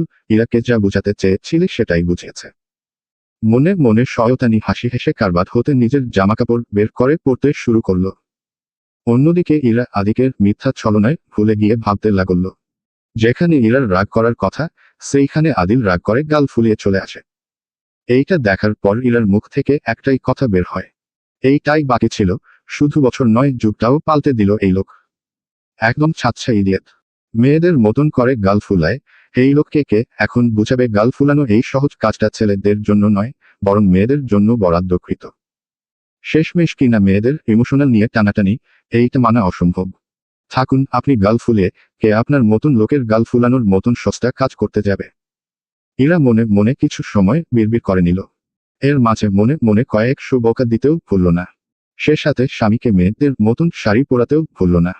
ইরা কিছু সময় পর, মানে ইরা ভাবনার দৈর্ঘ্য সীমানা পেরিয়ে তারপর গিয়ে নিজের বোরকা পাল্টে নিল। আদিব আগের থেকে এখন কিছুটা সুস্থ। আগে তো দিনে কয়েকবার অজ্ঞান হয়ে যেত, কিন্তু এখন সে রকম কিছুই হয় না, তবে খুবই ডিপ্রেশনে দিন কাটাচ্ছে। এখন আর চেম্বারে যাওয়া হয় না, ইমার্জেন্সি কাজ থাকলেও নিজেকে সময় দিচ্ছে অনেক বেশি। আর রিমঝিমকেও দিনের বেশিরভাগ সময় পরে থাকে রিমঝিম এর কবরের পাশে। রিফাত এখন আর আগের মতন কথা বলে না। হয়তো মানসিকভাবে অসুস্থ হয়ে গেছে, কোনো রকম চিনতে পারে না কাউকে। শুধু কলির কবর জড়িয়ে শুয়ে থাকে। আদিবকে সেসব করতে দেখা যায় না। সে রিমঝিমের কবর থেকে একটু দূরে বসে নীরবে চোখের পানি ফেলে এবং রিমঝিমের মৃত্যুর জন্য নিজেকে দায় ভাবে। আদিব এখন নিয়ম করে রিফাতের জন্য খাবার নিয়ে আসে। রিফাতের দিকে তাকিয়ে থাকে বেশ অনেকক্ষণ। হাসি খুশি খুবই স্বাভাবিক একটি মানুষ কিভাবে মানসিক ভারসাম্য হারিয়ে প্রায় পাগল হয়ে গিয়েছে। হয়তো আদিবের ভালোবাসার থেকেও দ্বিগুণ ভালোবেসে ছিল কলিকে। আদিব সে তো অনায়াসে নিজের মনের সম্পূর্ণ কথা রিমঝিমকে জানাতে পেরেছিল, কিন্তু রিফাত সেইটা পারেনি। রিফাত আল্লাহকে বলেছে পরের জন্মে যেন তাকে আর গরিব করে সৃষ্টি করা না হয়। আর যদিও তার গরিব ঘরে জন্ম হয়, তবে যেন কলির জন্ম তাও গরিব ঘরে হয়। মানুষের রক্ত লাল হলেও ভেদাভেদ অনেক। ছোট লোক বড় লোকের ব্যাপার স্যাপার। কোথায় গিয়েছিলি? 2 দিন যাবৎ তোর ফোনটা বন্ধ। ঈশান কিছুটা বিরক্তি নিয়েই জিজ্ঞেস করলো আদিলকে। এমন কখনো হয়নি যে ঈশানকে না জানিয়ে আদিল কোথাও চলে গিয়েছে, তাও আবার হঠাৎ করে। আদিল শান্ত গলায় বলল, একটু কাজ ছিল। ঈশান কৌতূহলবশত জিজ্ঞেস করল, কি সেই কাজ? বলা নিষেধ আছে নাকি? আদিল গলার স্বর নামিয়ে নিচু করে বলল, যাতে ঈশানের সন্দেহ না হয় আদিল যে তাকে মিথ্যা বলছে, ঈশানের সেইটা বুঝতে 1 সেকেন্ডও দেরি হবে না। আমেরিকা গিয়েছিলাম, কিছু প্যাশনাল কাজ ছিল। ঈশান ঠাট্টা মেরে বলল, আমেরিকা, তাও আবার প্যাশনাল কাজ? ওইখানে তো তোর কোনো কোম্পানি ছিল না। আদিল বিরক্তি প্রকাশ করে বলল, বোন বিয়ে দিয়েছিস বলে প্যাশনাল প্রশ্ন করতে পারিস না। বোন বিয়ে দিয়েছি পরে, বন্ধু ছিলাম আগে, তাই বোনের সম্পর্ক নিয়ে নয়, বন্ধু হিসাবে জিজ্ঞেস করছি। মাইন্ড করার মতন কিছু বলিনি আমি। আই নো, আমি মাইন্ড করিনি। কালকে সময় করে বাসায় আসবি সকালে। কেন? কোনো সমস্যা? আদিল কিছুটা অসহায় কণ্ঠে বলল, না, কোথাও ঘুরতে যেতে চাই, আমার মুড ঠিক করার জন্য। ঈশান আদিলকে রাগানোর জন্য বলল, তোর আবার কি হলো মোদের? প্রেগন্যান্ট নাকি? আলহামদুলিল্লাহ, আমি মনে হয় আমি মামা হয়ে যাচ্ছি। ঈশানের রাগানোর চিন্তা ভাবনা ঠিক ছিল, তবে আদিলের ওরে শালা ছ্যাচরা, ছেলেরা প্রেগন্যান্ট হয় কেমনে? তুই কতবার প্রেগন্যান্ট হয়েছিস? জানালি না একবার? ছি ছি বন্ধু। ঈশান বেশ অপমানিত বোধ করল এবং বলল, শালা তোর মতন বন্ধুর মারে বাপ, ছ্যাচরা। আদিল মাথা চুলকাতে চুলকাতে বলল, সিরিয়াস গলায়, মনে হলো অপমান করার চেষ্টা করলি। ঈশান একটু সিরিয়াস হয়ে গিয়ে বলল, তোর মনে হলো আমি অপমান করার চেষ্টা করছি? আদিল একটু কনফিউজড, সে কি বলবে, তারপর ও চিন্তা ভাবনা ছাড়া বলল, হ্যাঁ। ঈশান খিলখিল করে হাসতে হাসতে বলল, আলহামদুলিল্লাহ, আমি সার্থক। ইরা বিছানার এক পাশে শুয়ে আছে বেশ অনেকক্ষণ যাবৎ। রাতের খাবার অলরেডি সবারই খাওয়া শেষ। বাইরে অল্প ঝিমঝিম বৃষ্টি, তার মধ্যে প্রচণ্ড ঠান্ডা, সেই সাথে কুয়াশায় মোড়ানো চারপাশটা। ইরা বিছানা ছেড়ে চাদর জড়িয়ে ওঠে গেল বেকনিতে। কিছু সময় নিয়ে তাকিয়ে দেখল বাইরের পরিবেশটিকে, মনের অজান্তেই কিছু ভাবনার ছেদ ঘটে। রোশানের সাথে প্রথম সাক্ষাতের কথা, সেদিন বাইরে অনেক বৃষ্টি ছিল। হঠাৎ দেখা হওয়া মানুষটাকে কখন যেন মনের অজান্তেই তাকে দেখে ভালো লাগার কাজ করেছিল। তার ব্যবহার ছিল মণিমুগ্ধকর, তবে ভালো লাগা এবং ভালোবাসা এক নয়। ভালো লাগা ভুলে যাওয়া যায়, তবে ভালোবাসা ভুলার নয়। তা চিরস্থায়ী এবং চিরস্মরণীয় হয়ে বেঁচে থাকে সারা জীবন। মানুষের মনের মণি কোথায়? রোশানের কথা ভাবতেই ঠোঁটের কোণে অল্প হাসির রেখা। তার ঠোঁটের হাসি বলে দিচ্ছে তার ভাবনারা ঠিক কতটা সুন্দর। আদিল বেশ অনেকক্ষণ যাবৎ ল্যাপটপে কাজ করছিল, কি করছিল জানা নেই। বিকেলে আদিলের গাল ফুলানো, সেই সাথে ইরার অভিমান সব একে এসে উদয় হয়েছে। আদিল মনে মনে বেশ অনেকটাই খুশি, কারণ তারা সামনের সপ্তাহে হানিমুনে যাচ্ছে। ইরাকে এখনো জানানো হয়নি, ইরাকে জানানোর পর তার কি রিয়াকশন হয় সেটাই দেখায় অপেক্ষা। ঈশানের ব্যক্তিগত মতামত অনুযায়ী হয়তো তারা কক্সবাজার যাবে। দেশের বাইরে অনেক ঘোরাঘুরি করা হয়েছে, এখন না হয় দেশটাকে উপভোগ করা যাক। হয়তো ইরা এখন আর যাওয়া নিয়ে তেমন আপই জানাবে না। আপই করলেও সমস্যা নেই, জোর করেই তাকে নিয়ে যাওয়া হবে। ইরার এক পাশে গিয়ে আদিল দাঁড়ালো অপরাধীর মতন। ইরা একবার আদিলকে দেখে এরপর আবার চোখ ফিরিয়ে নিল, পর মুহূর্তে মনোযোগ দেয় বাইরের দিকে। আদিল গত 2 দিন যাবৎ বাসায় ছিল না, কোনো যোগাযোগ ছিল না কারোর সাথে। সে খেয়ে ইরার রাগ করাটাও বেশ স্বাভাবিক। আদিল ইরার এক হাত টেনে নিজের দিকে ঘুরিয়ে কানে 2 হাত বুঝে গলার স্বর খাদে নামিয়ে মাথা নিচু করে বলল, সরি, আর যাব না তোমাকে না বলে কোথাও, প্রমিজ। ইরা আদিলের দিকে একবার নজর বুলিয়ে ফের তাকালো বেলকনির দিকে। রাতে অন্ধকারের জন্য আশপাশটা তেমন ভালোভাবে কিছুই দেখা যাচ্ছে না, বরং শুশুশু করে হাওয়া প্রবাহিত হচ্ছে, কনকনে ঠান্ডা শীতল হাওয়া। ইরা যে বড্ড রেগে আছে আদিল বুঝে ফেলল। মুহূর্তেই আদিল কোলে তুলে নিল ইরাকে। ইরা ঠান্ডায় ঠকঠক করছে, তবুও নিজের জেদ ফলানোর জন্য জায়গা ত্যাগ করছে না।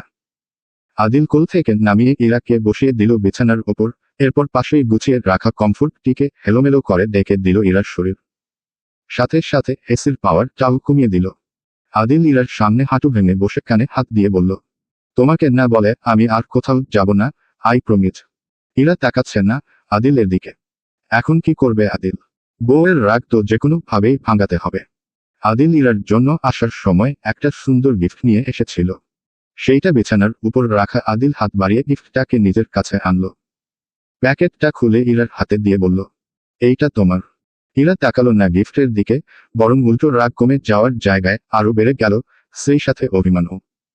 এতদিনে এই চিহ্ন নিজের বউক শেষমেশ কিনা গিফট দিয়ে মানে খুশ দিয়ে তারপর রাগ কমাবে। ইরা রাগের সাথে সাথে বিরক্তও হলো বেশ। আদিল ইরাকে যেন কোনো রকম মানাতে পারছে না, রাতও বেড়ে যাচ্ছে অনেক। কিভাবে কি করবে বুঝতে পারছে না। যদি হুটহাটো জড়িয়ে দোলে আবার ওয়াশরুমের ভেতরে ঢুকিয়ে দেয়, তখন কি হবে এই শীতের মধ্যে, সেই সাথে ওয়াশরুমের বাজে স্মেল। আদিলের বড্ড মন খারাপ হলো। আল্লাহ সুন্দরী বউ দিচ্ছে, ইট ওকে, বাট নর্মাল ওয়াইফ দিলে কি এমন হতো? খুব বেশি কি ক্ষতি হয়ে যেত? ইরা প্রিপারেশন নিচ্ছে শুয়ে পড়বে বলে, সেই সাথে সাথে শুয়েও পড়ল। আদিল হাতের প্যাকেটটাকে কারবারে গিয়ে রেখে আসে। গোল্ডের সেট বেশ দামি, বউকে খুশি করার জন্য 5 লাখ টাকার অধিক দাম দিয়ে কিনে নিয়ে এসেছে, শুধু মাই বউকে খুশি করার জন্য। কিন্তু দুর্ভাগ্যবশত কাজ হলো না। এই মেয়েটাকে এত তাড়াতাড়ি ভুলানো যাবে না, অনেক টাইম লাগবে। আদিল রুমের দরজা, সেই সাথে রুমের লাইট অফ করে ইরার পাশে শুয়ে পড়ে। ইরা আদিলের দিক ঘুরে নয়, বরং উল্টো হয়ে শুয়ে আছে। ছেলেদের বিয়ের পর বেহায়া এবং বিড়াল হতে হয়। তাহলে নাকি সংসার সুখের হয়? এই নারী যে কেন বুঝে না আদিল শিকদার যে সবসময় তার সামনে বিড়াল হয়ে থাকে। তবে বেহা হতে একটু লজ্জা করত, তবুও সমস্যা নেই, আমি তাও বেহা হয়ে যাব। যেই বলা সেই কাজ। আদিল এগিয়ে গেল ইরার দিকে, ইরার কোমর টেনে শক্ত করে জড়িয়ে ধরল পেছনে থেকে। মুখ গুজে দিল গাড়ে, পরপর কয়েকটা চুমু দিয়ে আদরে গলায় বলল, আই প্রমিস, আমি আর কখনো এমনটা করব না। Please trust me. ইরা তাও কথা বলে না, কারণ সে শক্তপোক্ত ভাবেই প্রস্তুতি নিয়েই রাগ করে আছে। গত 2 দিন যাবৎ বাসায় আসেনি। তখন তো তাকে মিস করেনি, তবে এখন কেন এত দম করছে? ইরা নিজের পেটের উপর থেকে আদিলের হাত সরানোর চেষ্টা করতে লাগলো। আদিল তো নাছর বান্ধা, কোনোভাবেই ছাড়ছে না বউকে। আজকে যেভাবেই হোক রাগ কমিয়ে একটু নয় বিভাজন ছয় করে তারপর ঘুমাবে। গত 2 দিন নয় বিভাজন ছয় করা হয়নি, এবং বউকে জড়িয়ে ধরে ঘুমানো হয়নি। তার সুদ তুলতে হবে না যেভাবেই হোক। আদিল ইরার এলোমেলো চুলগুলোকে হাত দিয়ে সরিয়ে মুখ ডুবালো গাড়ে, এরপর আবারও বলল, বউ, ও বউ, দেখো আমি সত্যি সরি, আর করব না এমন। এরপর ইরার কোনো কথা নেই, সে চুপচাপ। আদিল বুঝল আজকে তার এসব ড্রামায় কাজ হবে না, নতুন কিছু করতে হবে। কি করা যায় ভাবতেই মনে পড়ল, আদিল ইরাকে ছেড়ে দিল। এরপর রুমের লাইট অন করে চার্জ থেকে ফোন বের করে সোজা গিয়ে বসল সোফায়। এরপর ঈশানকে একটা কল করলো এবং বলতে শুরু করলো, কি গো কেমন আছো? অপর পাশ থেকে ওর আসছে ঘুম জড়ানো কণ্ঠে, ডেট ওভার মাল খাইছস? রাত কয়টা বাজে দেখছিস একবার, আর তুই আমাকে তুমি তুমি বলছিস? আদিল কোনোভাবে বুঝতে দিল না ইরাকে কলটা ঈশানকে করা হয়েছে। এরপর আদিল বলল, হ্যাঁ তোমাকে তো তুমিই বলবো তাই না? তুমি আমার কত প্রিয় জানো না? এই কনকনে ঠান্ডা হাওয়ায় মাঝে তোমার কথা বড্ড মনে পড়ছে। ঈশান রাগে কিরমির করে উঠছে। রাত প্রায় 12টার কাটায়। ঈশান রাগে রিড়িড়ি করে বলল, শালা ফ্ল্যাট করিস, আসতেছি তোরে লাথি মেরে ছাদ থেকে ফেলে দেওয়ার জন্য। এত বকা খাওয়ার পর এই জীবনে প্রথম আদিলকে এত হাসতে দেখা যাচ্ছে। যেভাবেই হোক বউকে তো বোঝাতে হবে সে অন্য কোনো মেয়ের সাথে কথা বলছে। তার রাগ হোক জেদ হোক, তারপর একাই উঠে চলে আসবে কথা বলার জন্য। আদিল মুচকি মুচকি হেসে বলল, চলে আসো আমার কাছে, আমার বউ বাপের বাড়ি গেছে। I miss you. অন্যদিকে ঈশানের অবস্থা নাজেহাল। তার মনে হচ্ছে এই মুহূর্তে আদিলকে কাছে পেলে পানিতে ডুবিয়ে মারত। ঈশান শক্ত গলায় বলল, শালা লুইচ্ছা, খুয়া হারামি, এত রাতে ফোন দিয়ে আমার ঘুম ভাঙালি। শালা তোর নানির মা ডিগ্রি ডিগ্রি রে বাপ। ঈশান আরো কতগুলা বকা দিয়ে মুখের উপর ফোনটা কেটে দিল। আদিল কপাল কুচকালো, রাগ হলো, তবুও কিছু বলল না। ইরাকে বুঝতে দিল না কলটা কেটে দিয়েছে ঈশান। অন্যদিকে ইরার রাগে ফুলে ফুটবল হয়ে গিয়েছে, যে কোনো সময় তা ঠাস করে পাঞ্চার হয়ে যাবে। আদিল তো সেইটা দেখার জন্য বসে আছে। ইরাকে আরেকটু রাগানোর জন্য আদিল বলল, তোমার মনে আছে বেবি, আমাদের ফার্স্ট টাইম কিসের কথা? এরপর রুম ডেথ। আদিলের বলা কথাটা এবার কাজে দিয়েছে। ইরা বিছানা ছেড়ে সোজা চলে এসেছে আদিলের সামনে। আদিল সোফায় শুয়ে আছে, কোনো রকম ইরাকে পাত্তা দিল না, কথা বলল না, বরং একটু তাকিয়ে আবার ও কথা বলার কাজে মন দিল। হ্যাঁ বেবি বলো, আসতে বলছো এখন এত রাতে? আমি কিভাবে আসবো, আমার তো বাইরে ভয় লাগে। ইরা দেখছে কিছু বলছে না, কিন্তু তার চোখ অনেক কিছু বলছে। চোখের কোণ ঘেঁষে পানি টলমল করছে, যখন তখন তা বন্যা হয়ে ঝরে পড়বে। আদিল বলল, তুমি আসবে আর আমাকে নিয়ে যাবে? Oh sweet baby, love you so much. ইরার মুখে যেন এবার কথা ফুটল, সে সাথে চোখের পানিও পড়ছে টলমল করে, হয়তো ফ্লোর পর্যন্ত তা পৌঁছে গেছে এতক্ষণে। অভিমানী গলায় বলল, আপনি প্রমিস করেছিলেন আর কখনো কোনো মেয়ের সাথে কথা বলবেন না। কিন্তু আপনি। ইরা কথা শেষ করতে পারল না, তার আগেই চড়ো করে কেঁদে উঠল। আদিল সোফা থেকে ওঠে ইরার চোখের পানি মুছে দিতে চাইলে ইরা মুখ ফিরিয়ে নেয় আর বলে, লাগবে না, আপনি ওই মেয়ের কাছে চলে যান। আদিল এবার একটু ভালোবাসা দেখিয়ে বলল, ডিগ্রি আমি তো তোমার কাছে থাকতে চেয়েছিলাম, তুমি তো রাখলে না, তাই চলে যাচ্ছি। আমার জামা কাপড়গুলো একটু গুছিয়ে দাও, আমাকে নিতে আসছে। তাহলে আপনি এই 2 দিন ওই মেয়ের কাছে ছিলেন? আদিল মাথা চুলকাতে শুরু করলো, এইটা কি হলো, কি বুঝাতে চেয়েছিলাম আর কি হলো? এই মেয়ে কি বুঝে ফেললো, এখন কি হবে? আদিল ভাবল, তবে ওর নেই। ইরা খামচে ধরল আদিলের শার্ট, শক্ত করে জড়িয়ে ধরল আদিলকে, এবং ঝড়ো করে কেঁদে উঠল। আর বলল, আপনি আমাকে কেন ঠকালেন?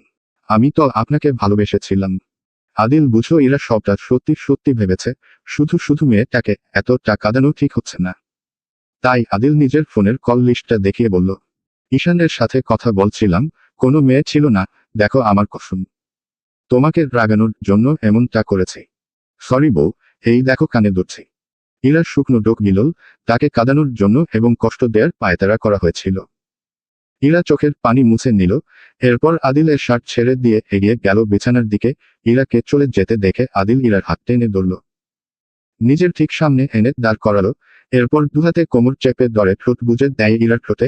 ইরা শক্ত করে খামচে ধরে আদিলের শার্ট। হয়তো আদিল ঠিক এই মুহূর্তের অপেক্ষায় ছিল। সুযোগটা লুটে নিল আদিল। অবাধ্য হাতের ছোঁয়া এলো মেলো হতে লাগলো, সেই সাথে নিঃশ্বাস ভারী হতে লাগলো। একটু একটু করে খুব থেকে খুব কাছাকাছি একে অপরের সাথে বিলীন হতে লাগলো। এইভাবে চলতে লাগলো বেশ কিছু সময়। আদিল দুই হাতে শক্ত করে কোলে তুলে নিয়ে এগিয়ে গেল বিছানার দিকে। ইরা নামার জন্য ছটপট করতে লাগলো, এখন কিছুটা সংকোচ বোধ করছে। আদিল বিছানার উপর শুয়ে দিয়ে নিজের শার্ট এক টানে খুলে ফেলল, এরপর বিছানার দিকে এগুতে লাগলো। সেই সাথে ইরা পেছাতে থাকে। এক সময় বিছানার শেষ মাথায় চলে গিয়েছে, ধপাস করে নিচে পড়ে যাবে ঠিক তখন আদিল শক্ত পোক্ত হাতে ধরে ফেলল এবং নিজের শরীরের সাথে মিশিয়ে নিল। ইরা ভারী ভারী নিঃশ্বাস ফেলে বলল, কি করছেন? আদিল ইরার এলোমেলো চুলের দিকে তাকিয়ে ঠোঁটে ঠোঁট কামড়ে মৃদু হেসে বলল, নয়, বিভাজন ছয় করছি। ইরা মাথা নেড়ে না করতে লাগলো অন্যদিকে। আদিল একটানে খুলে ফেলল ইরা পরিহিত সমস্ত জামাকাপড়। সমস্ত নীরবতা ভেঙে জড়িয়ে নিল নিজের অনুমুক্ত শরীরের সাথে। সারা শরীরে একে দিল ছোট ছোট গাঢ় চুমু। মুহূর্তেই একে অপরের সাথে সম্পূর্ণভাবে বিলীন হয়ে গেল। আসসালামু আলাইকুম আঙ্কেল, কেমন আছেন? আশরাফ শিকদার গাছে পানি দিচ্ছিলেন। আজকে বাড়ির কাজে ছেলেটার শরীরটা বেশি ভালো না। আশরাফ শিকদার যখন নামাজ এবং হাঁটাহাঁটি শেষ করে বাড়ি ফিরছিলেন, তখন দেখলেন ছেলেটা অসুস্থ শরীর নিয়ে গাছে পানি দিচ্ছে। তাই আশরাফ শিকদার ছেলে তার হাত থেকে পানির পাইপ তুলে নিয়ে বলেছিলেন, তুমি যাও বিশ্রাম করো, আমি আজকে পানি দিয়ে দিব গাছে। আশরাফ শিকদার সালামের শব্দ ঘুরে তাকালেন ঈশান এর দিকে। ঈশানকে দেখা মাত্রই ফুটে উঠল মুখে মিষ্টি হাসি। আশরাফ শিকদার সালামের ওর নিলেন, এরপর ঈশান এবং জ্যোতিকে উদ্দেশ্য করে বলল, কেমন আছো ইয়াং ম্যান, আর আম্মু তুমি কেমন আছো? ঈশান এবং জ্যোতি যথেষ্ট বিনয়ের সাথে তার ওর করল, জি আলহামদুলিল্লাহ ভালো আছি। আশরাফ শিকদার ঠিক ছোট বাচ্চাদের মতন সবার সাথে খুব তাড়াতাড়ি মিশে যেতে পারেন, সবাইকে নিজের মায়া ভালোবাসার জালে জড়িয়ে নিতে পারেন। আশরাফ শিকদার ঈশানের হাত ধরে টেনে নিয়ে আসলেন বাড়ির ভেতরে।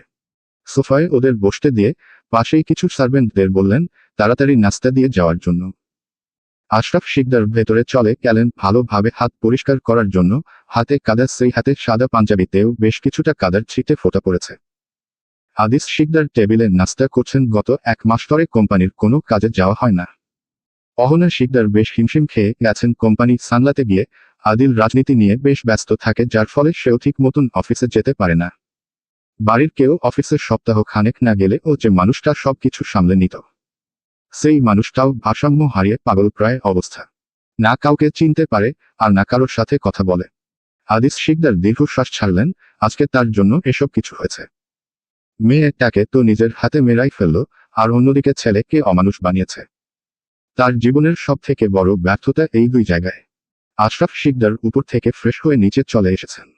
সকালের নাস্তা করবেন বলে অহনা শিকদার প্রতিদিনের মতন সেই বাজে স্যুপটা বানাচ্ছেন।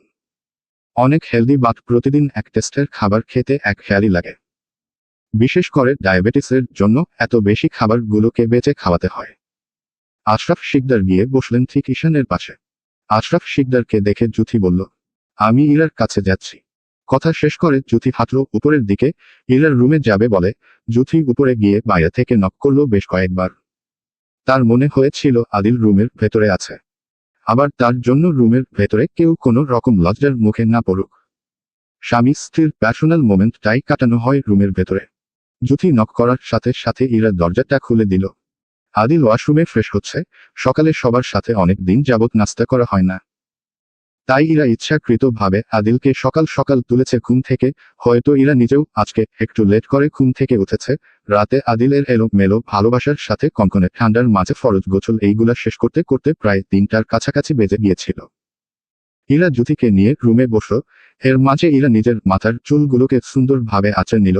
এলোমেলো হয়ে ছিল লম্বা চুলগুলোতে, তারপর হাত খোপা করে নিল। এর মাঝে আদিল ফ্রেশ হয়ে চলে আসে। জ্যোতিকে সকাল সকাল নিজেদের বেডরুমে দেখবে সেইটা আদিল আশা করেনি। জুথি যখন এসেছে তখন তো ঈশানও এসেছে। হায় আল্লাহ, তখনই রাতের সব কথা উদয় হয়। ঈশান যে কি করবে আল্লাহ জানে। আদিল যথেষ্ট বিনয়ের সাথে জুথিকে বলল, কেমন আছো আপু? জি ভাইয়া, আলহামদুলিল্লাহ ভালো আছি। আর আপনি? আমিও আলহামদুলিল্লাহ ভালো আছি। আদিল এতটুকু কথা বলে বিছানার উপর থেকে নিজের ফোনটাকে হাতে তুলে নিয়ে বেরিয়ে গেল রুম থেকে। জুথি হাসি খুশি মুখ নিয়ে বলল, আমরা হানিমুনে যাচ্ছি, কক্সবাজার। ইরা মৃদু হাসল, এরপর বলল, ভালোই, যা ঘুরে আয়, আর আমার জন্য অনেকগুলা আচার নিয়ে আসিস। জুথি কপাল কুঁচকালো, তোরা যা মানে, তাহলে কি ইরা যাবে না? ভাইয়া যে বলল ইরাও যাবে, তবে কি ভাইয়া ইরাকে কিছু জানায়নি? কিন্তু কেন? এখন আমার কি ইরাকে জানানো ঠিক হবে? জুথিকে একমনে ভাবতে দেখে ইরা জুথিকে অল্প ধাক্কা দিয়ে বলল, ঠিক আছিস তুই, যা ছোট লোক, তোর আমার জন্য আচার নিয়ে আসতে হবে না। তোরা ঘুরে ফিরে এনজয় করে আয়। জুথি শব্দ করে হেসে ফেলল, এমনকি কোনো ছোট ছোট আবদার ছিল যা জুথি পালন করেনি। আর সেখানে আচার কি এমন জিনিস, ঘুরতে যাওয়াটা ঠিক তখন হবে যখন তুই চাইবি।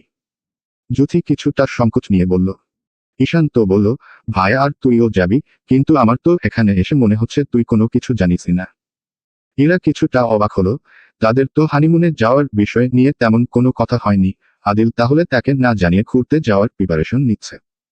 এই সময়ে কোথাও যাওয়া একদম ঠিক হবে না, তাই ইরা সরাসরি জুথিকে বলে, আমি এই সময় কোথাও যাব না। জুথি প্রশ্নবোধক ভাবে চাইল, এই অসময়ে মানে? জুথি সত্যিই কিছু বুঝতে পারছে না, তাই বলল, এই অসময়ে মানে, আমাদের তো এক্সামটাও শেষ। আমি এত কিছু জানি না, আমরা যাব মানে যাবই। ইরা কিছুটা বিরক্ত এবং রাগ নিয়ে বলল, জিদ করিস না, তোরা যা ঘুরে আয়, আমরা না হয় নেক্সট ইয়ারে যাব। জুথি ইরার হঠাৎ রাগের কারণটা বুঝল না, তাই ইরার দুই হাত শক্ত করে চেপে ধরে বলল, কি হয়েছে বল না, তোকে দেখতে এমন লাগছে কেন? ইরা তাকালো জুথির দিকে, দুই চোখে অসহায়ত্ব সব শুনতে চাই, তাই ইরা আর দ্বিধা বোধ করল না, সরাসরি বলে উঠল, আমি প্রেগন্যান্ট। মুহূর্তে এই জুথি খুশিতে আত্মহারা হয়ে উঠল। আলহামদুলিল্লাহ, আমি মামি হতে চলেছি, এত সুন্দর সুখবরটা তুই আমাকে এখন দিচ্ছিস। ইরা জুথির গাল চেপে ধরল, গলার স্বর নামিয়ে ফিসফিস করে বলল, আমি এখনো বাড়িতে জানাইনি, সবাই বিষয়টাকে কিভাবে নিবে আমি জানি না। ভাইয়া কি জানে? না। জুথি একটু রাগ দেখিয়ে বলল, কেন জানাসনি? এইটা একদম ঠিক হয়নি। সবাইকে জানা এই খুশির সংবাদটা। সবাই বেশ খুশি হবে। জানাবো, অতি শীঘ্র। ইরা জুথির হাত চেপে ধরে বলল, প্লিজ তোরা যা হানিমুনে, আমাদের জন্য কেন শুধু শুধু নিজেদের পার্সোনাল মোমেন্টগুলোকে নষ্ট করে দিবি? তাছাড়া আমি একজন ডক্টরের সাথে কথা বলেছি, এই অবস্থায় জার্নি করা একদম ঠিক হবে না। জুথি ইরার গালে অল্প হাত রেখে বলল, আমাদের পার্সোনাল সময় কাটানোর জন্য অনেক টাইম আছে, আমাদের প্রয়োজন এখন তোর পাশে থাকা। আমরা নয় হয় নেক্সট ইয়ারে সবাই একসাথে যাব। জুথির কথায় ইরার মুখ চকচক করে উঠল, এই সম্পর্কটাকে শুধু বন্ধুত্ব বলা বড্ড বোকামি। বরং নিজের বোন বললে কম হয়ে যাবে। আশরাফ শিকদার ঈশানের সাথে কথা বলছেন, পাশেই আদিল বসে আছে, তার সম্পূর্ণ মনোযোগ ফোনের দিকে। আজকাল ফোন নিয়ে একটু বেশি ব্যস্ত থাকে। আশরাফ শিকদার গতকাল আদিল বাড়ি না ফেরা নিয়ে বেশ কৌতূহল ছিলেন, শুধু ছিলেন না, এখনো আছেন। গত 2 দিন কাউকে কিছু না বলে কোথায় যেতে পারে? আদিল ঈশানকে উদ্দেশ্য করে বলল, টিকিট, রুম বুক সহ বাকি সবকিছু ওকে, কালকে সকাল 10টায় বের হবি বাসা থেকে। এত সকালে কেন, তাও আবার শীতের মধ্যে? তাহলে তোর জন্য হেলিকপ্টার বুক করছি, তুই বরং উড়ে উড়ে চলে যাস। মন্দ হতো না, তোরাও চাইলে যেতে পারিস। আদিল কপাল কুঁচকে তাকালো, এই মুহূর্তে কি বলা উচিত তার? আদিল গম্ভীর মুখে বলল, তোকে যদি লাথি মেরে কক্সবাজার পাঠিয়ে দেয়া যেত তাতেও মন্দ হতো না। ইডিয়েট। ঈশান কিছুটা অপমানিত বোধ করল, এত বড় কথা তাকে লাথি মারার কথা বলছে। আদিল, লাথি তো তোকে মারা উচিত খাচ্চর, গত রাতে আমার ঘুম নষ্ট করেছিলি। রাতের কথা মনে আসতেই ঈশান জিজ্ঞেস করল, রাতের ডেট ওভার মাল খেয়েছিলি? মাল? আশরাফ শিকদার লাফ দিয়ে উঠলেন, তাকে ছাড়াই রাতে মাল খেয়ে নিল তার ছেলে, এইটা কি ঠিক করলো আদিল? আশরাফ শিকদার গম্ভীর গলায় বললেন, আমাকে রেখেই তোমরা লাল পানি খেয়ে নিলা, অনন্ত একবার তো আমাকে জানাতে পারতে।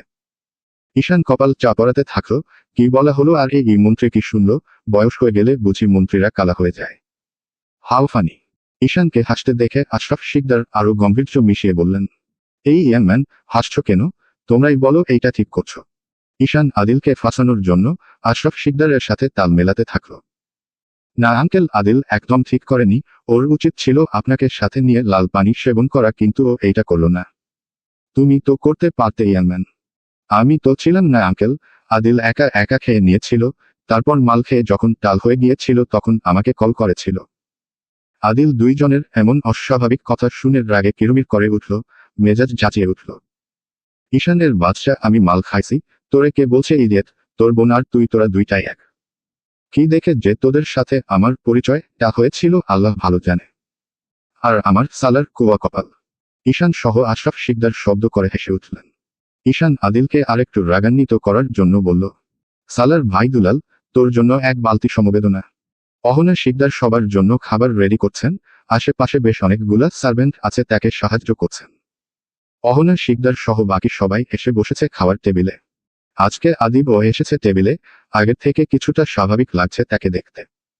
ইরা জুথি পাশাপাশি বসে আছে, খাবার খাচ্ছে। তারা দুইজন অপেক্ষা আছে কখন কক্সবাজারের কথা উঠবে, আর কখন তারা সরাসরি না করে দিবে। অহনা শিকদার আদিলকে উদ্দেশ্য করে বললেন, অফিসের সময় মতন চলে এসো, আজকে কিছু ইম্পর্টেন্স কাজের জন্য লোক আসবে। তাছাড়া আমার একজন পার্সোনাল অ্যাসিস্ট্যান্ট লাগবে। আদিল সম্মতি প্রকাশ করে বলল, ওকে। আদিব এদিক সেদিকে না তাকিয়ে খাওয়ায় মনোযোগ দিচ্ছিল। সে আজকে চেম্বারে চলে যাবে। বাসায় থাকতে থাকতে মনে হচ্ছে নিজের মানসিক অবস্থা দিন দিন আরো খারাপ হয়ে যাচ্ছে। আদিব পানি খাওয়ার জন্য গ্লাসে হাত দিতেই চোখ পড়ল পাশেই একটি মহিলা সার্ভেন্টের দিকে। বয়স খুব বেশি নয়, হবে হয়তো 25 থেকে 27। জুস নিয়ে আসছে খাওয়ার টেবিলের দিকে। আদিব এক দৃষ্টিতে তাকিয়ে রইল বেশ কিছু সময়। মুহূর্তেই আদিবের হাত থেকে গ্লাসটা শব্দ করে মাটিতে পড়ে গেল। গ্লাসটি ফ্লোরে পড়ার সাথে সাথে ঝনঝন শব্দ করে উঠল। মুহূর্তেই সবার মনোযোগ গিয়ে ঠেকল আদিব এর দিকে। অহনা শিকদার খাওয়া ছেড়ে ছুটে আসলেন ছেলের দিকে। আদিব কোনো রকম আঘাত পেয়েছে কিনা দেখতে। ছেলেকে দুহাতে আঁকড়ে ধরলেন এবং অসহায় কণ্ঠে বললেন, কি হয়েছে আদিব? তুমি ঠিক আছো? আদিব মহিলা সার্ভেন্ট এর দিকে হেঁটে লাগলো। টেবিল ভর্তি মানুষ সবাই তাকিয়ে আছে আদিবের দিকে। কি এমন হলো হঠাৎ করে আদিব মেয়েটির দিকে যাচ্ছে? আদিব মেয়েটির ঠিক সামনে দাঁড়াতেই মেয়েটা ভয়ে নেতিয়ে গিয়ে ঠকঠক করে কাঁপতে শুরু করলো। সে তো কোনো ভুল করেনি, তাহলে কি হলো? আদিব রাগে কটমট করে উঠল, মেয়েটির দিকে তাকিয়ে মেজাজ চাচিয়ে বলল, যা জিজ্ঞেস করব সত্যি সত্যি ওর দিবা, নয়তো জানে মেরে দিব। মুহূর্তেই আদিবের কণ্ঠস্বর পরিবর্তন হয়ে গেল। রাগে চোখ মুখ লাল হয়ে উঠেছে, যেন মনে হচ্ছে মেয়েটিকে এই মুহূর্তে জানে মেরে দিবে। তাছাড়া কোনো একটা খারাপ কিছুর আভাস পেয়েছে।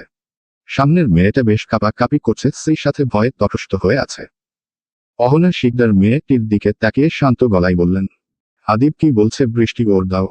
আদিব গম্ভীর গলায় বলল, যদি মিথ্যা বলেছিস এখানেই পুঁতে রেখে দিব। গলার চেনটা কোথায় পেয়েছিস? আদিবের কথায় সবার চোখ পড়ল মেয়েটির গলার দিকে, ঠিক চেনের উপর।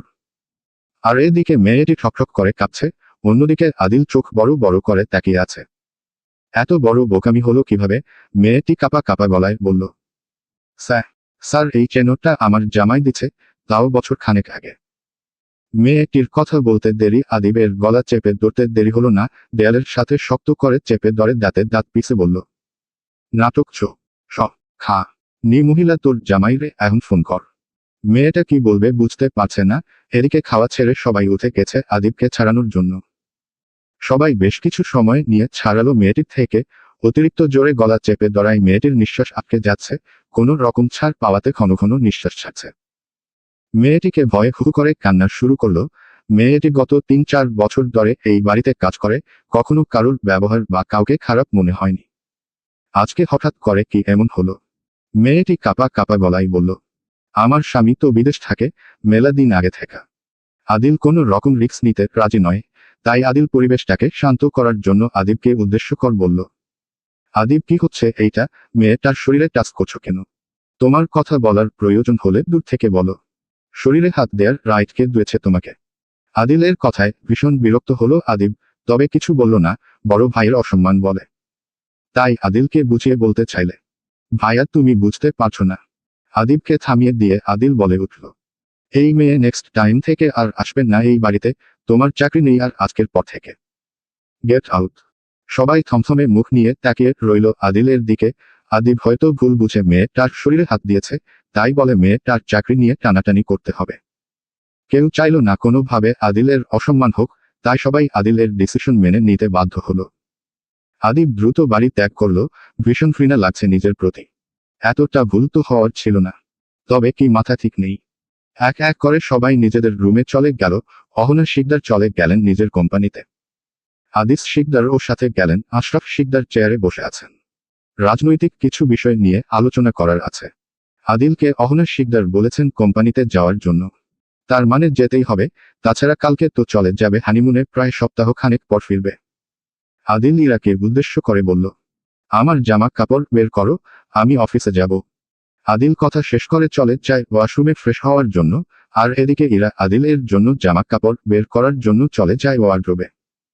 কিছুদিন যাবৎ সবকিছু বেশ ব্যস্ত, তার জন্য ঠিকভাবে গুছিয়ে রাখা হয়নি জামাকাপড়, এলোমেলো হয়ে সারা ওয়ার্ড্রোবে ছড়িয়ে আছে। ইরা কালো শার্ট খুঁজছিল, কিন্তু পাচ্ছে না, বেশ এলোমেলো এর জন্য। এলোমেলো জামাকাপড় সরাতেই দেখতে পায় একসাথে 4টা পাসপোর্ট। পাসপোর্ট এতগুলা কেন? কার পাসপোর্ট? একজন মানুষের কি এতগুলা পাসপোর্ট থাকে? ইরা শার্ট বাদ দিয়ে পাসপোর্টগুলোকে নিয়ে আসে, আদিলকে জিজ্ঞেস করবে বলে। এর মাঝে আদিল ওয়াশরুমে থাকা অবস্থায় তার পাসপোর্টের কথা মনে পড়ে যায়, তাই ফ্রেশ হওয়া বাদ দিয়ে ছুটে আসে বাইরে। ঠিক যেই ভয়টা পেয়েছিল সেটাই হলো, ইরার হাতে পাসপোর্ট প্রশ্নবোধক দৃষ্টিতে তাকিয়ে আছে। এলোমেলো দৃষ্টিতে হাজারটা প্রশ্ন লুকিয়ে আছে। কি ওর দিবে আদিল? ইরা ঠিক আদিলের চোখের দিকে তাকিয়ে প্রশ্ন করল, একজন মানুষের নিশ্চয় 4টা পাসপোর্ট থাকে না, তাই না? এই গোলাকার রানিং